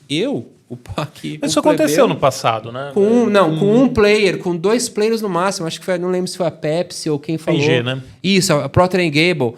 Então, mas a gente não pode ter só a Procter. A gente tem que ter... A gente discute tanto o ESG, a gente discute tantas situações, A gente vê, por exemplo, o Unilever fazendo campanhas maravilhosas com Dove, se eu não me engano, né? Falando sobre muita coisa, diversidade, cidadania. A gente vê marcas como Nike se colocando em questões pesadas e necessárias, desde o racismo, de tudo, de tudo. Pô, então, já que vocês têm essa conscientização, por que a gente não se junta aqui e faz um tarifaço? Se é que você me entende entendi. aqui, fazendo a brincadeira. Mas, Cavin, você que está circula, né, entre aí os conglomerados, né, tem N marcas aí. Onde está a dificuldade de se implementar isso ou fazer isso? Eu não sei te dizer, talvez se eu soubesse, não ia dizer. Eu não consigo falar aqui como Kavinsky sem tirar o crachá da PP. Tá? Seria uma opinião muito pessoal e talvez muito mal embasada também. E como estou olhando muito para IA nesse momento de inovação, eu participo muito pouco da parte da mídia para te dizer, olha, tem um olhar para isso, ou como é que a gente está vendo isso. Tem um outro lado que eu posso responder, que é a questão até que o Greif trouxe, que é dos cookies. Né? Então, aquela a história de que os cookies iam cair e até hoje não caíram. Né? A posição da WPP e o que a gente fez foi compramos a InfoSum, né, que é um jeito de você trabalhar com dados sem identificação pessoal. Né, são 1 trilhão de sinais, né, de comportamentos. Então, no lugar de pegar pessoas, a gente pega comportamentos em 750 parceiros, e aí a gente consegue fazer toda a gestão de anúncio e o preditivo sem usar nenhuma informação pessoal. Então, independente da queda dos cookies ou não, a gente já fez a transição, está fazendo a transição, né, para formato de mídia sem informação pessoal nenhuma, em todos os casos. É curioso você falar isso. Eu não quero te botar aqui numa posição desconfortável, mas nos últimos anos, né, uma das críticas que teve a WPP, que perdeu o valor de mercado, é que ela não teria sido tão ágil quanto outros concorrentes no investimento de tecnologia. E aí eu já ouvi isso, inclusive, de outras fontes, assim, não é justo comparar a WPP no mundo inteiro como se fosse uma mesma operação. O Brasil está muito mais à frente de outros países quando a gente fala de WPP. Responde se você tiver vontade para isso. Mas isso é uma realidade dentro do mercado? O Brasil, de fato, está mais avançado em tecnologia do que outros mercados quando a gente pensa no contexto WPP?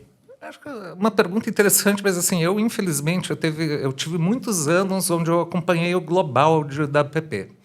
Tá? Onde a gente até foi depois que a gente fez a venda da iCherry e da Mirum, né, para a WPP, acabou que a gente começou, principalmente eu e o Willy Taminato, que hoje é o CEO da Essence, a gente foi para alguns países avaliar empresas, agências de performance, porque era a nossa especialidade. Né? E aí a gente acabou, nessa jornada aí, né, em vários países, a gente acabou conhecendo várias WPPs diferentes, mas isso já faz muitos anos. Então, não sei te dizer, hoje, tecnologicamente, como é que está esse cenário. Eu consigo dizer do Brasil. Né? E no Brasil, aí foi uma revolução completa, né, que o Stefano Zunino fez, desde que comprou agora fugiu o nome aqui, mas tem várias operações aqui de tecnologia. Então, Corbis, por exemplo, focada ali em e-commerce. Né? Depois uma empresa... FBIS, né? Teve... Isso, aí uma empresa completamente focada em... Lembra aí, João? DTI. A DTI, que é puramente desenvolvimento, por exemplo, empresa gigantesca, né? Muito legal, inclusive, o trabalho deles.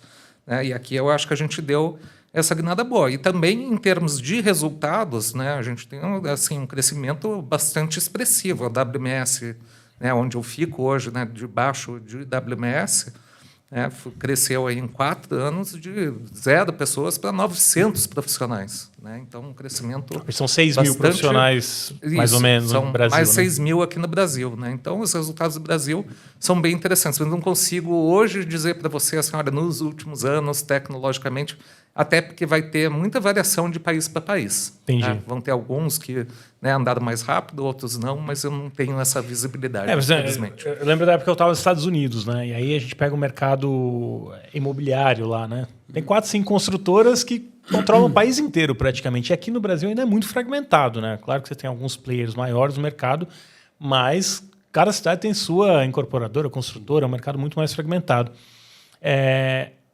Mas me parece que, de maneira geral, a gente fala muito da criatividade da publicidade brasileira, mas tem um know-how de conversão, de digital, que na narrativa fica no segundo plano. E é meio injusto isso, porque a gente é bastante avançado na parte de tecnologia, né? É que nós temos uma síndrome do impostor, o brasileiro. Como assim? Isso está enraizado dentro do nosso segmento de marketing e não de publicidade, não do ponto de vista de branding, mas quando a gente olha para dados, digital, a gente ainda tem muito essa síndrome do impostor, assim, uma coisa de se colocar numa posição inferior. Eu já trabalhei para AT&T quando estava na Sky, para o mercado americano, eu já trabalhei para os franceses, para os alemães, diretamente com eles. E minha última passagem global foi com os argentinos. E eu, de forma muito categórica e notória, eu digo que o profissional hoje brasileiro que trabalha com digital é infinitamente superior do ponto de vista técnico, de estratégia, com todos esses países e continentes que eu acabei de citar. Mas, infinitamente. Porém, a gente tem uma mania cruel de ficar prestando mais atenção nos outros do que em nós mesmos. Isso acontece não só do ponto de vista profissional, mas principalmente pessoal, político, econômico. A gente fica olhando, a gente fica perdendo um tempo valioso discutindo os outros. E a gente tem um potencial fodástico, assim. Muito, muito. A gente se coloca numa posição de que, não sei se isso é uma coisa, obviamente, né, cultural, tem um pouco de folclore também, mas eu, com 50 anos agora, eu tenho muita segurança de ter a certeza quando eu vou dentro de um projeto global conversar com qualquer interlocutor, seja europeu, seja asiático ou norte-americano que seja, eu vou com muita segurança, cara, esses caras não estão sabendo o que estão dizendo. Será que não é porque o brasileiro é muito hands-on, vai, resolve, faz, e na parte de estruturar a conversa, na parte... Eu vejo, por exemplo, os acadêmicos, né, que a gente tem notórios aí no mercado de marketing, que publica livro, tem estudo, o Byron Sharp, que é famoso, né? Será que não é aí que a gente peca? A gente é muito hands-on, resolve ali e depois, na hora de estruturar a ideia, a gente talvez não tenha a mesma eficiência? Para mim fez muito sentido um pouco disso, porque eu tive a oportunidade de passar 4 anos nos Estados Unidos, né, pela WPP, né, trabalhando numa agência fazendo a parte de performance lá, e lá, assim, não sai nada fora do script, né? Então as pessoas seguem ali e não fazem entregas, né, diferentes. Então elas são muito focadas, mas são muito boas também tecnicamente. Tá? Acho que nesse caso aí são caminhos diferentes que levam para o mesmo lugar, um pouco diferente do Grave, que tanto na Europa como nos Estados Unidos, agora trabalhando com IA, mas também na época trabalhei com mídia, tanto os clientes também e as agências, nós eram muito, muito avançados, tão avançados quanto a gente estava aqui. Isso foi uma coisa que eu, lá na iShare, fiz muita questão de fazer lá no começo, que era assim, nosso benchmark tem que ser global, ele não pode ser local. Então, a gente vai tentar fazer sempre o melhor para concorrer, seja lá com quem for, né, independente do nível do mercado. E aí a gente teve até, isso é interessante, porque a gente tem concorrentes do mesmo nível também, sempre teve. Né, e eu acho que isso é muito positivo para o mercado, sabe? Você nivelar tudo por cima. Né, e acho que a gente vê muito disso aqui, daí já seguindo essa linha, né, do Grave. Mas tem muito dessa coisa. Eu acho que daí a gente se perde. A gente acaba fazendo muito mais e não consegue entregar tudo, né? Pensando aqui, né, no dia a dia de profissional, não que não consegue entregar tudo, mas que, né, tendo muito mais tarefas ali, onde poderia estar focando. Ô, Cavin, eu acho que, não sei, agora é algo que eu não tenho opinião, mas talvez seja, eles têm mais foco e consistência do que a gente. Assim. Eu acho que a consistência pode ser até a mesma. Eu acho que é só Organização. Mas eu acho que o foco talvez seja da natureza do brasileiro, né? Porque a gente está fazendo trabalho, resolvendo o cara da luz que não veio instalar o negócio, o outro que atrasou o trânsito, que está preocupado porque a criança está no trânsito. Aí, acho que a própria rotina aqui é bem pesada, né? É porque tudo você tem também uma medida no meio disso que vai para os dois extremos, você entende? Então, assim, por um lado, o brasileiro pode fazer mais, por outro lado, o americano, por exemplo, pode ser muito exagerado no negócio dele. Então, por exemplo, isso é uma história real. Eu estava no aeroporto, tinha uma pessoa ali, né, com o uniforme do aeroporto e tudo mais, do lado de uma fila, fui perguntar qual é a fila. Ela falou, essa não é o meu trabalho, falar qual é essa fila. Entende? Aí é exagerado demais, assim. Então também tem muito desse negócio, não vou fazer, né? Então, do tipo... Eu morei alguns anos nos Estados Unidos, assim, morei lá. Eu acho que a grande diferença para mim é a previsibilidade. Que o cara falou, olha, vai levar X tempo, X dias, o dia tal, vou entregar. Como ele tem muito processo, no dia tal tá lá. Então você tem menos surpresas, assim, por um lado. Por outro, fica mais fácil a organização. Eu acho que no final você acaba ganhando tempo. Mas é isso que você fala, é irritante. Você chega pro cara, o cara vai lá reformar a sua casa, assim, puxa, precisa botar um prego ali. O cara fala assim, não, prego não é comigo. Não, mas você é marceneiro, ou você está fazendo... Não, prego é uma outra pessoa que vem para colocar o prego. Então, acho que isso aí é diferença do mercado, mas sim, eu concordo com o Greif da questão da síndrome do vira-lata, muitas vezes, que a gente tem, né? Particularmente em tecnologia. Acho que na publicidade, no marketing, na parte criativa, a gente é muito seguro, mas quando a gente vai para a tecnologia, a gente se coloca numa posição de inferioridade. Assim, né? Exato. Mudando aqui um pouco de assunto. Para quem... De assunto, mas ficando na mesma área... Para um jovem profissional hoje que quer entrar no mercado, eu sempre faço essa pergunta agora porque eu descobri que os colegas da minha filha, turma de 15 anos, assiste aqui o podcast porque diz que ajuda a escolher carreira. Alguns querem daqui a pouco tua filha vai pedir para mandar beijinho. Inclusive hoje, abraço para... Né, para ela eu mando beijinho pode comercializar. Pede pro teu pai falar... Eles me chamam de tio Ravache, vai vendo. Mas e vários deles querem ser influenciadores, então é curioso, né? Eles estava conversando com um deles, queria fazer nutrição porque ele ia ser influenciador de nutrição. E aí, ter linha de produto. Cara, com 15 anos eu não estava pensando nisso, mas tudo bem. Acho que tem um pensamento aí bem avançado até para essa turma. Mas para quem quer entrar no mercado de comunicação, temos aqui dois opostos, mas ao mesmo tempo são dois profissionais muito bem-sucedidos. Né? Kavinsky e Greif, o que você daria? Qual o conselho que você daria para você mesmo se você estivesse entrando no mercado de trabalho agora, dentro do cenário que a gente está vendo aí hoje? Quem quer começar? Posso começar. Primeiro, eu diria que é um momento maravilhoso para fazer isso. Eu acho que a gente está num momento mágico. Igual ao do começo da internet. Vai ter muita oportunidade que ninguém percebeu ainda. Né? E é um mercado que, assim, onde estão as maiores cabeças do mundo estão envolvidas nesse negócio. Se a gente pensar, tem 2 Nobéis atuais, né?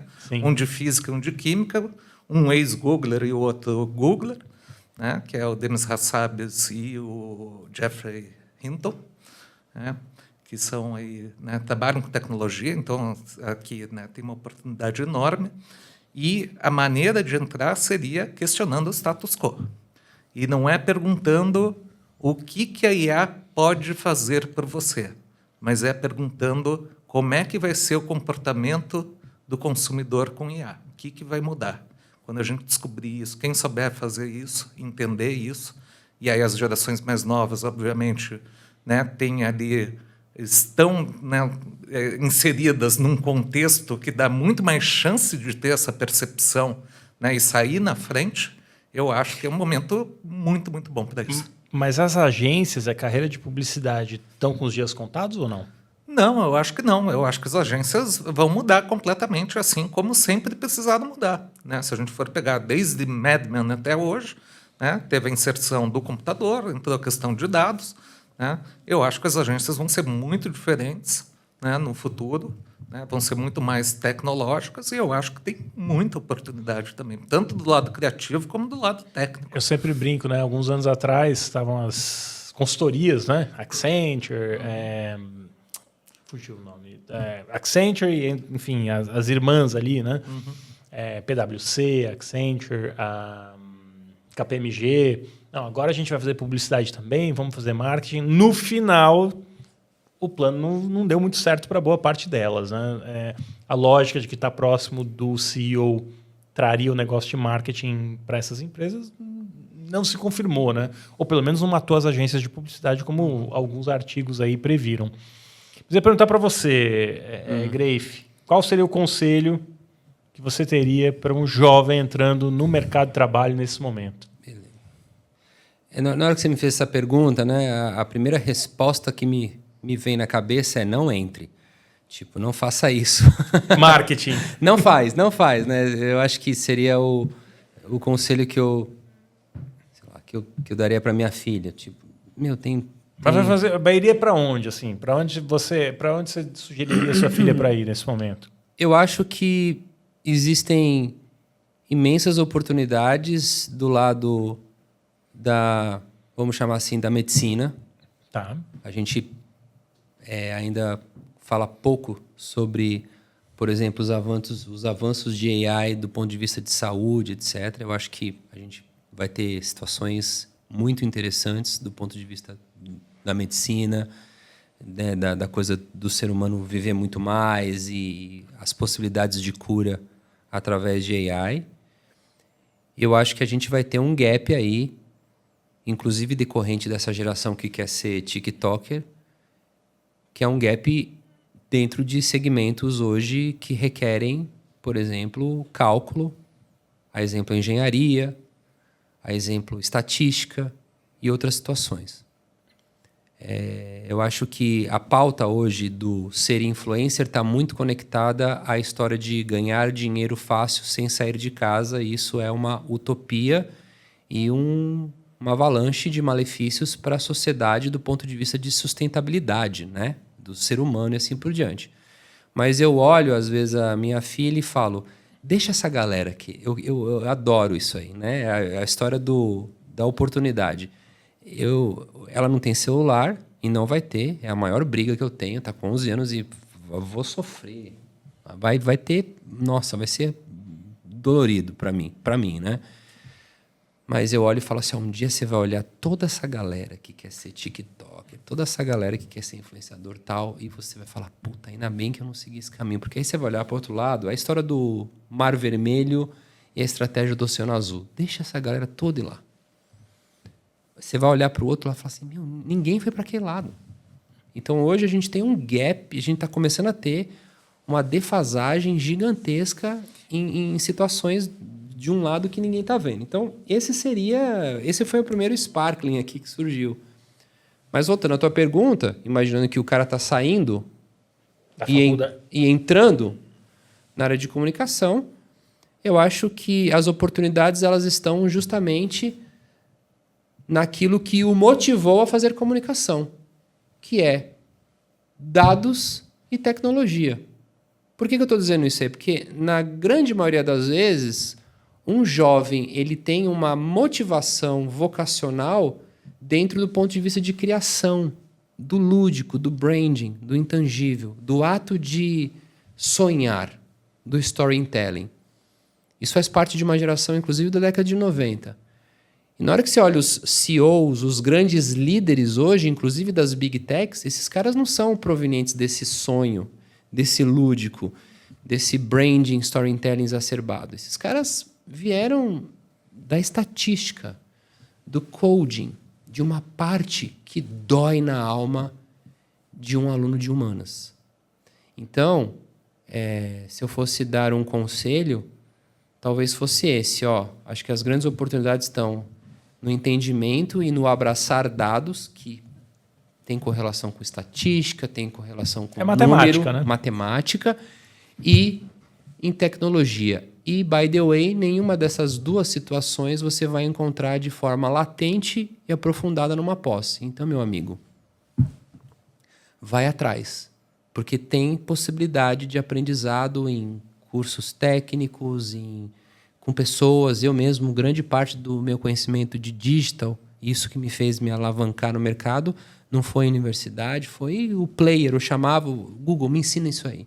Meta, me ensina. Eu era rato de ir em tudo, ainda sou até hoje. Você fala com o pessoal da agência, cara, o Grafe está às vezes num evento que é para o cara, analista de mídia, saber fazer um dashboard dentro de uma funcionalidade no Meta Ads. Eu tô lá, eu falo, cara, eu quero ver.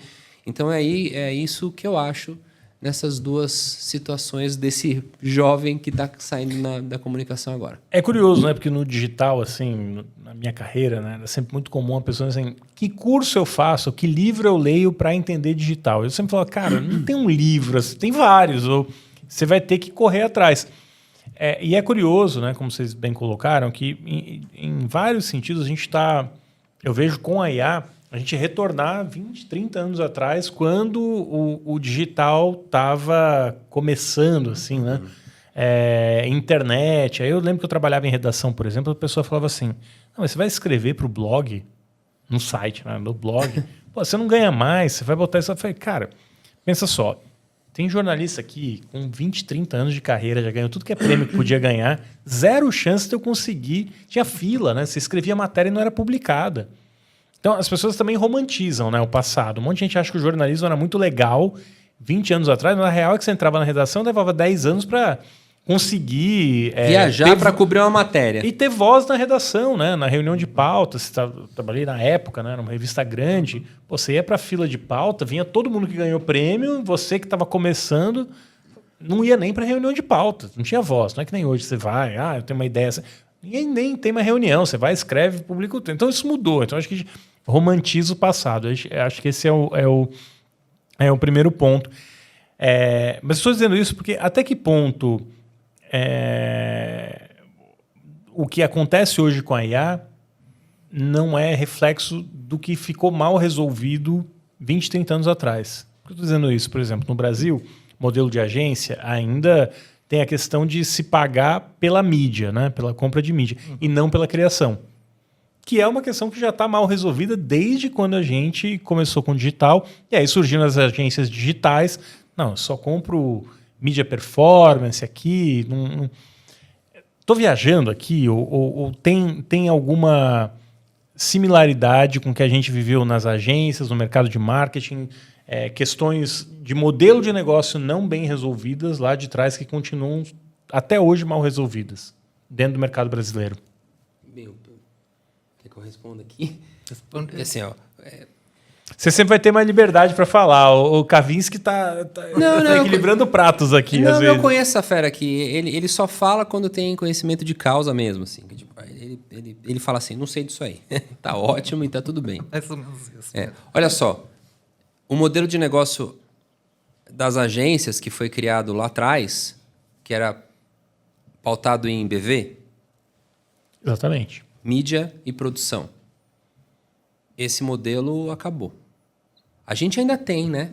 Algumas agências aí que ainda sobrevivem Mas nesse... tem cada vez menos BV. Eu acho que é Exato. uma realidade das agências hoje. Exato. É exatamente isso. O que acontece é que agora com a AI, com inteligência artificial, putz, a última possibilidade de ganho volumétrico, de rentabilização por produção, ela provavelmente, olhando um pouquinho mais para frente, vai se reduzir de forma drástica. Então, agora, e esse aviso não vem nos últimos 5 anos. A gente já vem avisando do modelo de negócio das agências há décadas. Esse negócio uma hora vai dar ruim, não sei o quê. Então, agora, com a AI, eu acho que a água bateu na bunda, como a gente dizia antigamente, e a gente precisa revisitar isso. para que a coisa fique sustentável e rentável, né? Já que a gente não tem mais, inclusive do ponto de vista de audiência, né? O BV do Jornal Nacional e da novela da minha época, era a novela das 8. Né? Aí depois virou 9, 10, a gente vai vendo como vai ficando velho, porque a faixa etária vai mudando, a faixa nobre, né? Como a gente não tem mais isso, e a única possibilidade existente ainda de volumetria estava dentro da produção, então agora a gente precisa revisitar mesmo, porque o modelo de negócio ele pode ficar um pouco insustentável. Então, eu acho, não sei se acho que a AI ela só tapou o último buraco que faltava ali, rentável, em relação ao modelo de agência, mas não sei se é alguma coisa que vem acumulando. Assim. Eu acho que é bem curioso que a gente vive discutindo, né? Como é que mudou e o que está acontecendo, o que está impactando no modelo das agências. Mas se a gente olhar para tudo, é tudo a mesma coisa. Se você olhar, por exemplo, para um distribuidor, por exemplo, de alimentos, né? Mudou completamente. Se você olhar para o negócio de mídia, né? Ou dos veículos, mudou completamente. Né? O mercado teu de habitação ele foi mudando completamente. Sim. Se você olhar como era a precificação antes, como é hoje, quem ganha o quê, como é que é, né? O quanto ganha como é que chama? Um corretor teu. Né? Como é que isso foi mudando ao longo do tempo? Tudo vai se transformando. Quem é que tem o poder? Né? Quem compra. Né? É quem influencia mais o preço. Isso tudo, né? É um jogo, uma balança que a gente vai trabalhando isso, né? E eu acho que tem oportunidades. Na verdade, eu acho que é uma grande oportunidade da gente achar modelos onde embarca tecnologia e dados como valor, né? Junto com a criatividade. E aí precifica isso de uma maneira, né, que seja de fato interessante. Exato. Eu acho uma oportunidade enorme, na verdade. Não acho uma ameaça. Não, eu acho que é justamente esse caminho, que é até um pouco o discurso da CEO da WPP, né, do CEO. A gente viveu um período onde o valor trazido pelas agências tinha um caráter muito mais de facility e de operação. E agora a gente vai ter um momento onde, para que eu possa valorizar o teu FII, você tem que ser realmente um parceiro estratégico meu, onde estratégia, discussão do negócio e criação é mais relevante do que a produção e a mídia, que era onde estava o canhão virado para a rentabilidade. Então, a partir do momento onde eu preciso justificar aquele FII que, por muitas vezes, ele foi mais brando dentro do handicap de dedicação da equipe, né? Que era subsidiada por esse BV, agora eu preciso realmente, como agência, ser um parceiro estratégico. E aí a conta precisa fechar, cara. Um parceiro estratégico é um conglomerado de mentes brilhantes que vai me ajudar a alavancar meu negócio. Aí talvez a gente consiga encontrar, inclusive, um FII que para a agência seja muito mais rentável, porque vai estar pagando por estratégia, por conteúdo e tal, e as agências não vão ficar tão dependentes como eram do BV. Né? Muito bem, estamos chegando na reta final aqui, tem já um tempo considerável que estamos falando, um pouco acima da média, mas o papo estava super bom. Queria perguntar para vocês, tem algum ponto, algum assunto, algum tema que eu não perguntei que vocês gostariam de comentar? Os meus são todos tão polêmicos que eu não poderia comentar. Bom, fica para a próxima. Teremos outra. A gente vai trazendo um tema polêmico de cada vez. Nessa edição a gente começou por Cannes, né, que foi uma grande polêmica aqui. Pessoal, super obrigado, Kavinsky, prazer tê-lo aqui. Muito obrigado, foi um prazer meu. Só queria, antes de vocês partirem, que vocês deixassem, caso alguém queira conversar com vocês, mandar pergunta, onde encontra rede social, qual o jeito mais fácil de falar com vocês? O jeito que eu me apresento de uma forma mais limpa, bonita e brilhante é no LinkedIn. Então, pode colocar lá, Alexander Grafe, e as pessoas vão me encontrar, né? Lá porque tem uma mini bio bonitinha. Precisa atualizar. Você precisa atualizar. Né? Uma mini bio bonitinha. Tem uma foto bonita e tal. Mas ali, pode me contactar via LinkedIn, né? Eu sou cada vez menos presente em outras redes, né? Até porque eu me incomodo muito. Toma tempo. Não, aí também me incomoda muito. Né? Até o próprio LinkedIn eu tenho essa sensação, já está ficando... Nossa, meio que uma fábrica do mesmo. E eu queria aproveitar o ensejo para já me desculpar em relação ao mercado.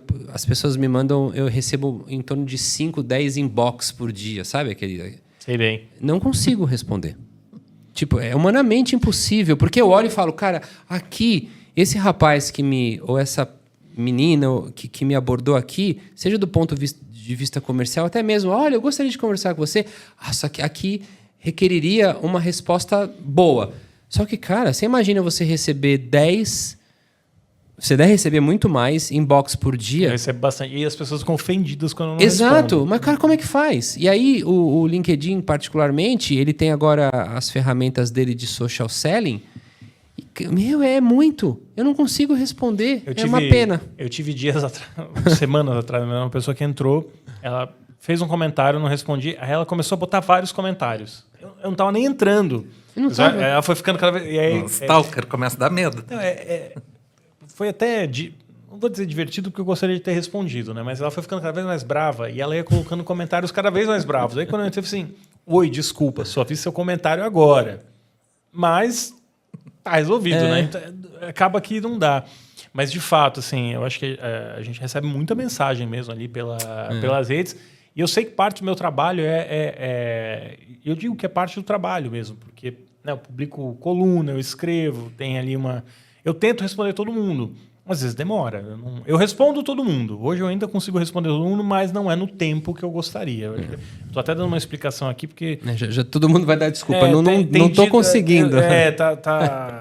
É isso. A gente, assim, e-mail é outro absurdo. Assim, 150, 200 e-mails num dia na minha caixa. Meu Deus. Porque bota no mailing, e aí fica no mailing. Aí eu recebo release de tudo. Assim, eu escrevo sobre mídia, tecnologia, plataforma.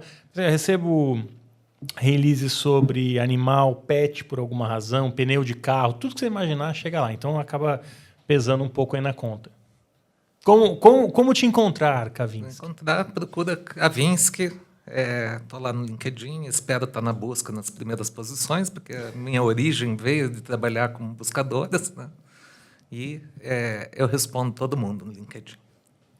Muito bem, então. O Kavinsky é o mais eficiente, né? Impressionante, assim. Ele é rápido para responder, comenta no LinkedIn. Exato. É uma máquina, né? É por isso que eu tento cada vez ser mais amigo do Kavinsky, né? A gente precisa andar com admiração por ele.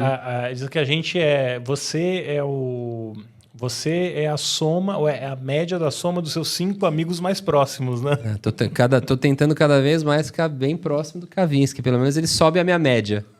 Você sempre tem um amigo que a média é lá embaixo, mas faz parte. E agora estamos abaixo, né? Tá subindo a nossa aqui. Porra, Kavinsky, Greif, prazer tê-los aqui. É bom que a gente consegue trazer para cá as conversas que já rolam no LinkedIn, nas redes, WhatsApp, às vezes a gente troca ideia.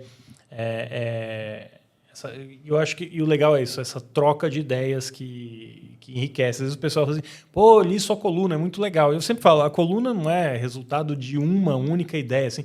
E o Kavinsky, por exemplo, volta e me fala assim, e é engraçado, às vezes eu escrevo uma coisa, o Kavinsky fala assim, cara, tá errado isso aí, não é bem por aí, eu discordo. Aí vem o Greif e fala assim, meio polêmico, é isso mesmo, tá certo. Às vezes no mesmo comentário, né? Então, cara, quando tem uma conversa muito rica, né? Quando colocam um bode na mesa, porque assim, né? A gente tá cheio de sticking fish e bodes. Quando colocam um bode na mesa, eu falo, cara, esse bode é grande. Aí passa um dia, ninguém falou do bode. Eu falei, esse negócio tá grande ali na mesa. Aí o que eu faço? Eu pego o bode e mando no WhatsApp do Gui. Eu não falo mais nada, só mando a reportagem. É verdade, falei, é verdade. Esse bode... Alguém já deve ter mandado também esse bode. Aí demora uns 2 dias, de repente eu vejo um mega... E daí chega pra mim, depois ele manda o link pra mim. Falei, pô, eu não... Aí eu vou lá e comento, falo, não é nada disso. Não, mas eu acho que isso eu sou um colunista, né? E óbvio, eu tento trazer as ideias de vários...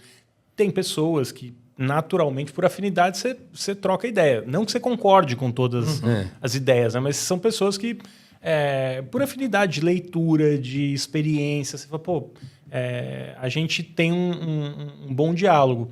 Como a gente várias vezes discordando no LinkedIn, nunca se afastou, teve animosidade, né? Porque às vezes as pessoas Não, acho que é, falam é uma complementariedade. Então acho que isso é rico, né? E já aproveito aqui, eu acho que é importante que as pessoas também entendam, né? Com os jornalistas em geral, não estou falando só de mim, assim, tem que estabelecer um diálogo. Você não precisa concordar, mas as pessoas às vezes são muito agressivas ali, até no comentário, na mensagem. Aí não vai ter conversa, gente. Eu acho que é o mesmo para todo mundo, né? Mas que bom, de novo, foi prazer tê-los aqui. Foi muito legal a conversa. Obrigado pela presença, pelo tempo. Eu sei que a agenda de vocês é super difícil, então estar aqui foi... fico muito feliz com a presença de vocês. Também. Valeu. Obrigado. Obrigado pelo espaço aí. Muito bem, Yulia. Voltamos agora com a análise, né? E aí, como você prometeu, será sobre o incidente, né? Exatamente. Do show do Coldplay. Bom, para quem não tá a par do que aconteceu, o Coldplay estava fazendo um show em Boston, onde teve no meio do show aquela famosa câmera do beijo, né? Que tem em algumas coisas. Nos Estados Unidos é bem famosa essa tradição, embora aqui não seja. E aí, no meio do show, apareceu um casal, que até então era um casal. E os dois tiveram uma reação tanto quanto estranha. Eles ficaram fugindo das câmeras, né? Ele se abaixou, ela se escondeu o rosto, então chamou a atenção. O vídeo caiu nas redes sociais e aí descobriram quem eram as pessoas. E elas eram o Andy Byron, que é agora CEO da empresa de tecnologia Astronomer. Exatamente. Ele diz que é aquela coisa, né? Foi mandado embora, gente. Tava lá e não tá mais. E a Kristen Cabot, que era diretora de RH da mesma empresa, ainda embora de licença nesse momento. Vamos esperar um tempo para mandar embora, né? Exatamente. E a grande questão é que ambos são casados, têm filhos, e aquela reação foi um pouco estranha. A cena que eles estavam antes abraçados foi um pouco estranha. Mas aqui a gente trouxe para falar sobre essa questão empresarial, sobre essa questão do profissionalismo, como que a gente entende isso para a nossa realidade aqui também de comunicação. Acho que até mais que isso, né? A questão da privacidade nos tempos que a gente vive hoje. Também. Você está num lugar público, em tese, né? Não teria risco. E aí a internet vai e usa ferramentas com dados disponíveis na internet para identificar as pessoas. Então, acho que esse é um aspecto. Outro aspecto, assim, como o Coldplay se tornou uma banda tão digital, né? Como ele cria momentos ali dentro do show para gerar esses cortes, né? Memes, cortes para serem compartilhados nas redes sociais. E aí a confluência de todos esses fatores, né? Uma banda altamente digital, um casal que estava ali com uma reação estranha, levou, né, a um momento que viralizou. E esse momento que viralizou mostra um outro aspecto ainda para mim muito interessante, né? Que é como a gente tem cada vez menos privacidade. Seja porque o casal foi filmado no meio, tudo bem que era um local público, né? Inclusive quando você entra num show, você assina um termo dizendo que você pode ser filmado, né? E assim, agora ele tá dando um disclaimer antes de começar essa parte, ele fala... assim, de uma forma até um pouco irônica, o cantor, ele chega a falar assim, então, gente, agora é a hora da câmera. Aí ele ainda deu uma brincada assim, se você não tá com maquiagem, é agora que você vai passar. Então, aquele recado de... Entendi. Se você não quer aparecer, se você não quer se comprometer, esse é o momento. Então, ele tá dando agora um disclaimer. Outro bom conselho é, se você tem um relacionamento extraconjugal, não levar a locais públicos, né? Mas, enfim, isso eu acho que é meio óbvio, né? Mas vamos lá, voltando à questão aí do Coldplay, Yulia. Então, posso começar pelo primeiro ponto aqui pra gente trazer? Assim como o Cannes, a solução, Cannes a gente mencionou aqui, a solução para esse caso também foi a demissão. Uhum. Como que uma empresa se posicionar dessa forma é o suficiente, assim? Porque... A Astronomer, eles mesmos falaram, não é uma empresa grande, não é uma empresa que é tão conhecida assim, e ficou nesse momento por conta desse, talvez não da melhor forma, dessa polêmica, mas ficou conhecida. A empresa se posicionar como demissão merecia mais do que uma demissão e um... Eu acho que, assim, praticamente todas as empresas têm um código de conduta, né, que determina que quando você tem uma relação dentro da empresa, né, um relacionamento na empresa, você precisa fazer o disclaimer, né? Uhum. Você precisa contar para o RH que você está tendo essa relação, porque de fato pode ter um conflito de interesse, né? Para piorar, ela era diretora de RH, ele era o CEO. Então são duas posições de liderança. Por razões óbvias, as empresas têm políticas para que as pessoas venham a público e digam, olha, estamos tendo um relacionamento. É complicado no caso dos dois, porque de fato eram casados, mantinham relacionamentos. É mais difícil fazer isso. Mas a empresa tem a política dela. Se você tem, o correto é que você, no caso de um CEO e da diretora de RH, provavelmente isso teria que ter sido feito por conselho. Agora, tem investidores nessas empresas. Essas empresas, né, de maneira geral, não só Astronomer, eles têm que prestar contas para quem investiu dinheiro ali. Quem investe dinheiro precisa ter a segurança e a tranquilidade que as decisões estão sendo tomadas com base em critérios técnicos, não porque a diretora de RH tem um relacionamento com o CEO. Então, não acho errado a demissão, sendo muito franco. Agora, não dá para comparar com a polêmica de Cannes, por exemplo. Até né? porque teve a ver com a empresa, né? Essa não Exatamente. teve a ver. E tinha uma política clara. Né? No caso, eu acho que Cannes é muito complexo. Assim, foi desinformação. O Graeff falou aqui, ele avalia como sendo um crime. E eu entendo as críticas que foram feitas aos profissionais envolvidos e tudo mais. Mas assim, é um campo mais novo. É diferente você ter um relacionamento na empresa. É um campo muito mais novo, né, quando a gente fala de IA. E aí eu acho que tem um outro problema. No caso da IA, de Cannes, né, 2 executivos, um em cada empresa, foram meio assim, foram rifados, entendeu? Porque, do meu ponto de vista, uma ação desse tamanho não passa por um único executivo. Passa por uma série de pessoas. Não foi uma decisão só de uma pessoa colocar a IA ali. Um monte de gente estava envolvida. É diferente de um relacionamento entre um CEO e uma executiva, uma diretora de RH. Então, acho que não dá para fazer um paralelo entre os dois casos. Acho que não estou aqui tentando justificar nem A, nem B, nem C. Eu acho lamentável o que aconteceu em Cannes, como é lamentável que o executivo e também tenha se colocado nessa posição, o executivo e a diretora. Né? Por que é lamentável? Porque expõe a família. Né? Eles têm filhos, eles têm relacionamentos de anos, talvez nem tivessem mais um relacionamento, tivessem um relacionamento aberto. Né? E aí eu acho que é o lado mais perverso da internet. A gente salta para as conclusões, por isso que eu até falei para você, com base em que você está dizendo que eram amantes? Porque ninguém sabe aqui o detalhe, ninguém sabe o bastidor. Quanto casal já se separou, mantém um relacionamento, às vezes, de fachada, porque tem família, porque sabe, por N razões, e está tudo acordado. Talvez a mulher soubesse, talvez o marido dela soubesse. Por isso que eu acho complicado fazer juízo de valor. Mas quando isso cai na internet, a pessoa já é massacrada, entendeu? Tão massacrada que força a demissão do executivo. Tudo bem que essa demissão ali ela é justificável, não acho que a empresa está errada, mas publicamente o fórum da internet ele é muito cruel, né? A cultura do cancelamento. E foi um momento de fraqueza, mas vai ser muito mais difícil para esse CEO e para essa diretora arrumar um emprego agora.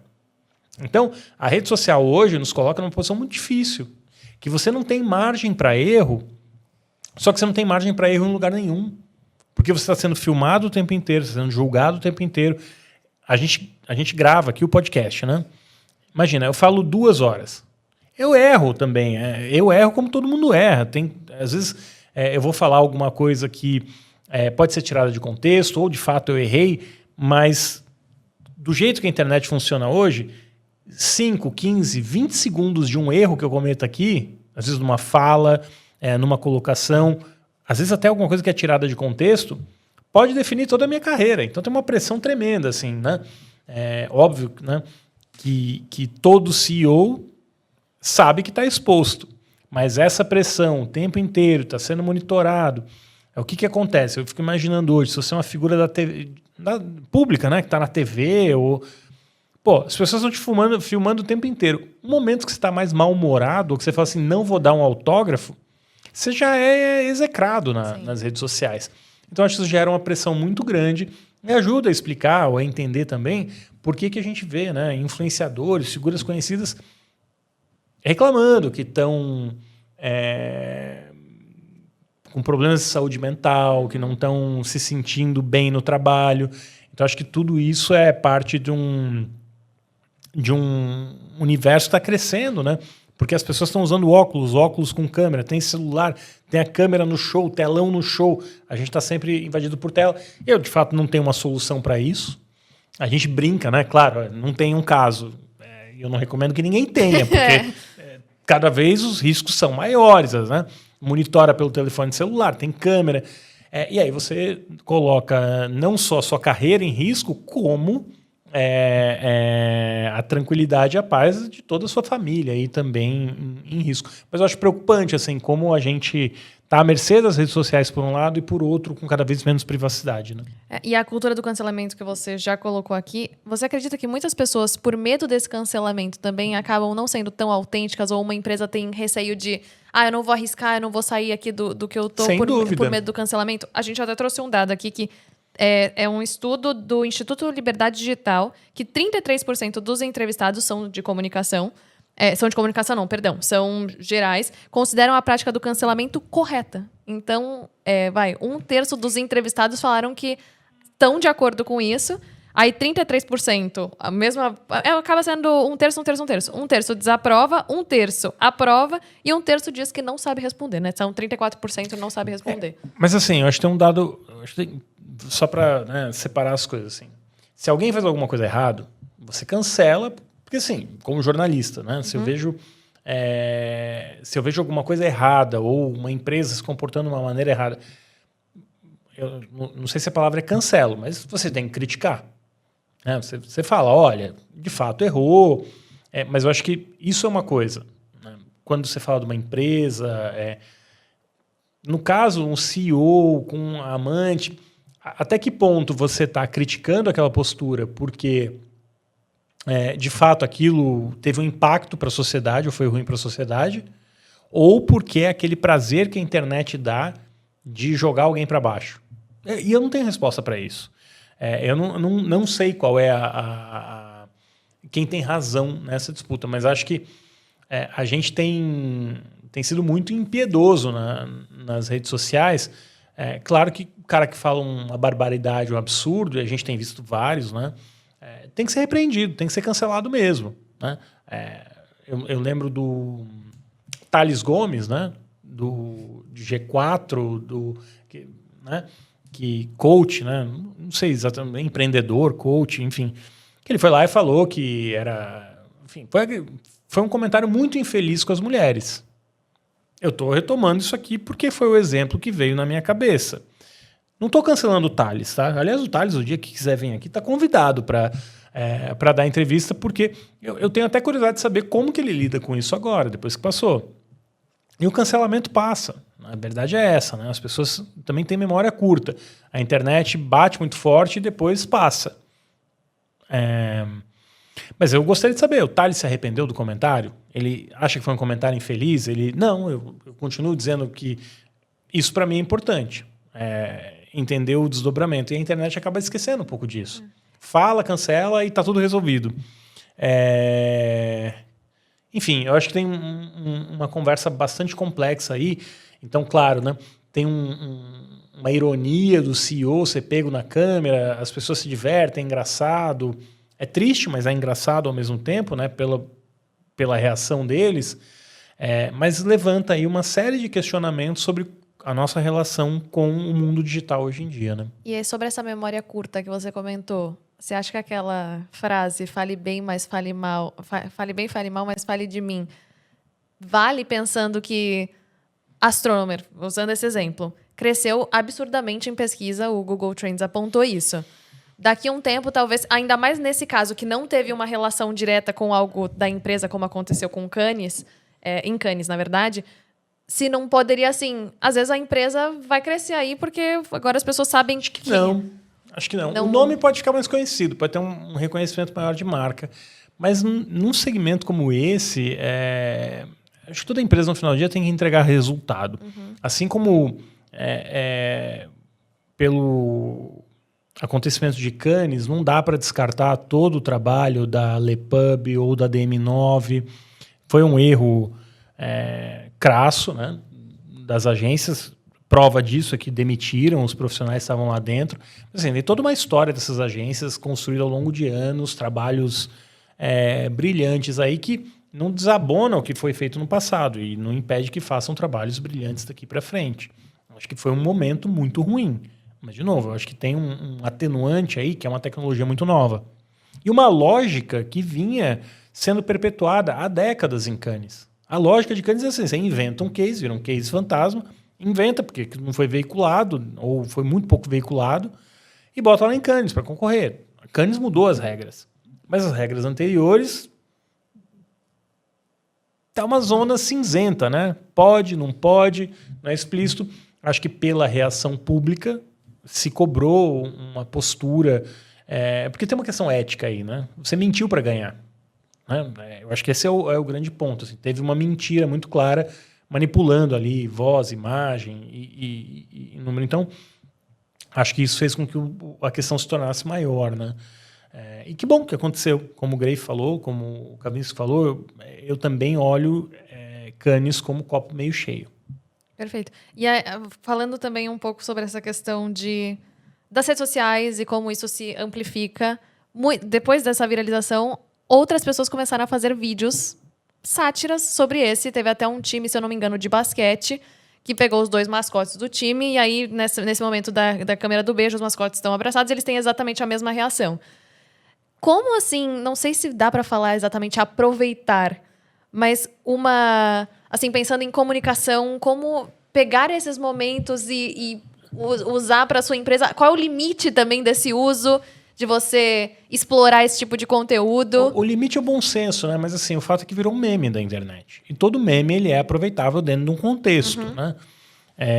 Nem todo meme você pode usar para sua marca, mas quando a marca entende que tem uma oportunidade, isso o digital já provou muito tempo atrás. Lembra quando teve o blackout no estádio e a marca de chocolate, nossa, fugiu o nome da marca, fez o Oreo, né? Oreo no Super Bowl, teve o apagão no Super Bowl, e aí o Oreo fez uma brincadeira no Twitter, né? Da parte escura da bolacha. Enfim, foi brilhante ali, virou um case, porque pegou um momento ali que estava de internet, né? O apagão do estádio, e transformou isso numa ação de marca que conversava com a marca.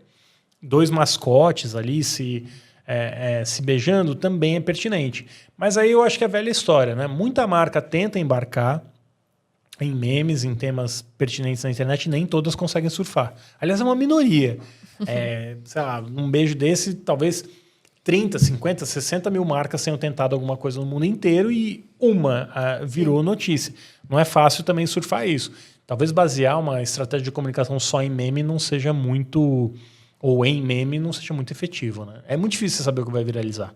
Até porque também é o que você falou, né? Muito o que a marca propaga, sobre o que ela fala, porque tem... usando um exemplo mesmo, a Netflix no Twitter é muito eficiente, ela comenta, mas ela tem uma margem ali que dá para brincar um pouco mais do que outras empresas. Exatamente. E aí também, assim, dependendo do que você entra, você tem mais a perder do que a ganhar. Né? Porque pode soar de mau gosto, pode soar... como a Netflix já errou diversas vezes em rede social, pedir desculpa, ou algumas vezes, melhor dizendo. E eu acho que toda marca pode se equivocar, pode errar.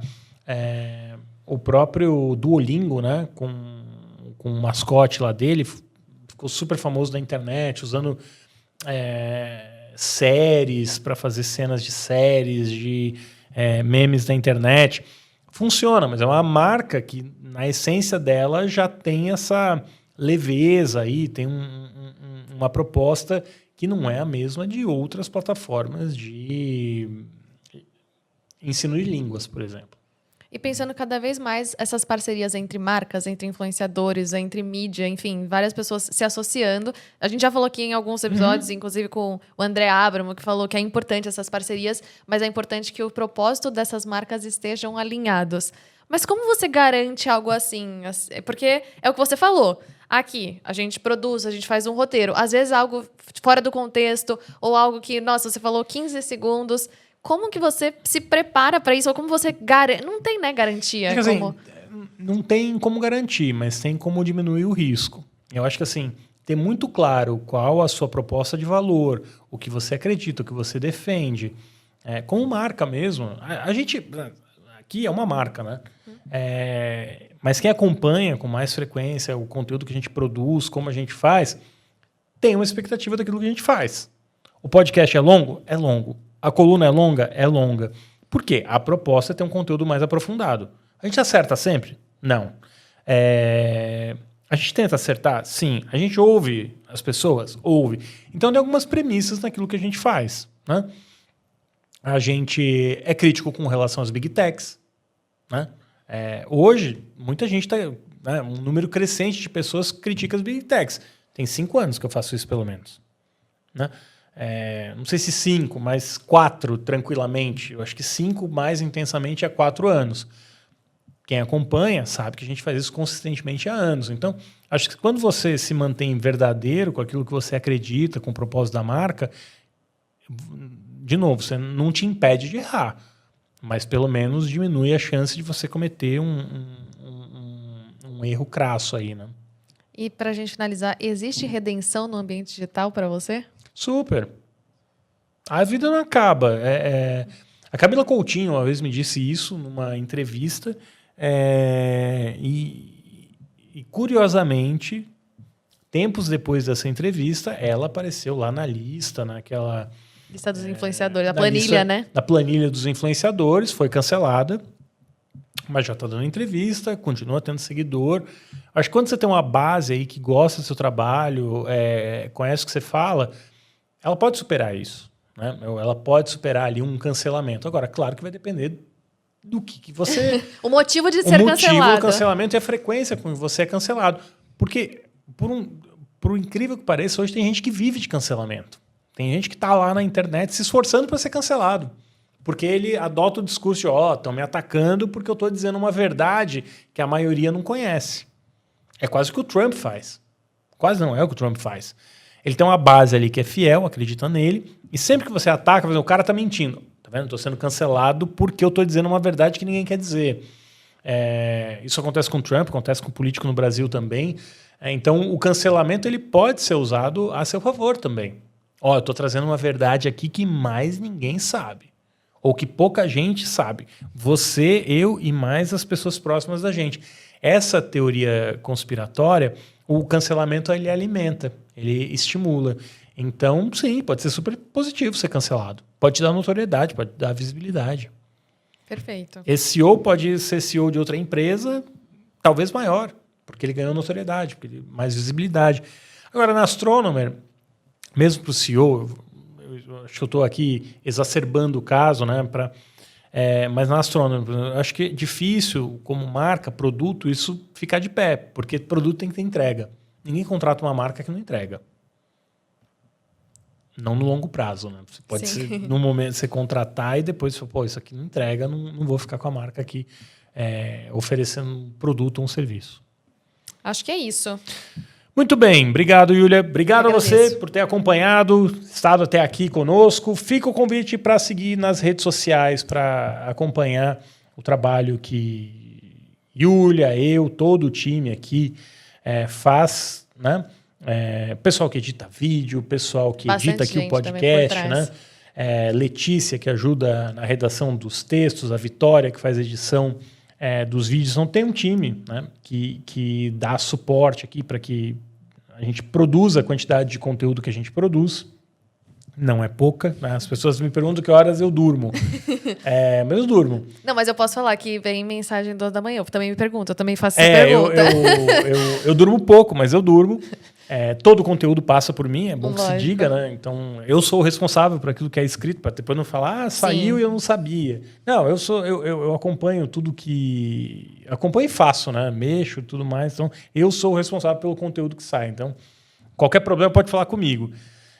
Mas é importante dizer, tem um time que trabalha junto, que produz, Yulia com podcast, Vitória, Letícia, tem o pessoal da Havashi Media, tem da Jagger, que a gente trabalha junto também, desenvolvendo conteúdo, palestra, consultoria. Aliás, agora começam as viagens.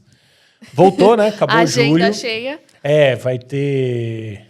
Enfim, acho que eu já vou ter ido para Fortaleza depois que esse aqui for ao ar. Acho que sim. Acho que vai ter Fortaleza, Natal, Rio de Janeiro. Acompanhe as redes sociais para São saber Paulo. onde ele está nesse momento. Boa ideia. Acompanhe as redes sociais. Tem vários eventos aí. Esses 4 que eu falei ainda em agosto. Então vai estar corrido aí mas é ótimo. Adoro viajar, encontrar as pessoas também fora do eixo Rio-São Paulo, entender a dinâmica, né, das empresas e dos negócios de mídia, além só de São Paulo. Rio-São Paulo a gente frequenta mais, mas tem uma produção incrível acontecendo fora dos grandes centros, assim, veículo regional, independente, que também é muito, muito bacana e muito inspirador. Bom, já falei muito, né? Júlia, obrigado mais uma vez. Convite aí para acompanhar as redes também. Até a próxima.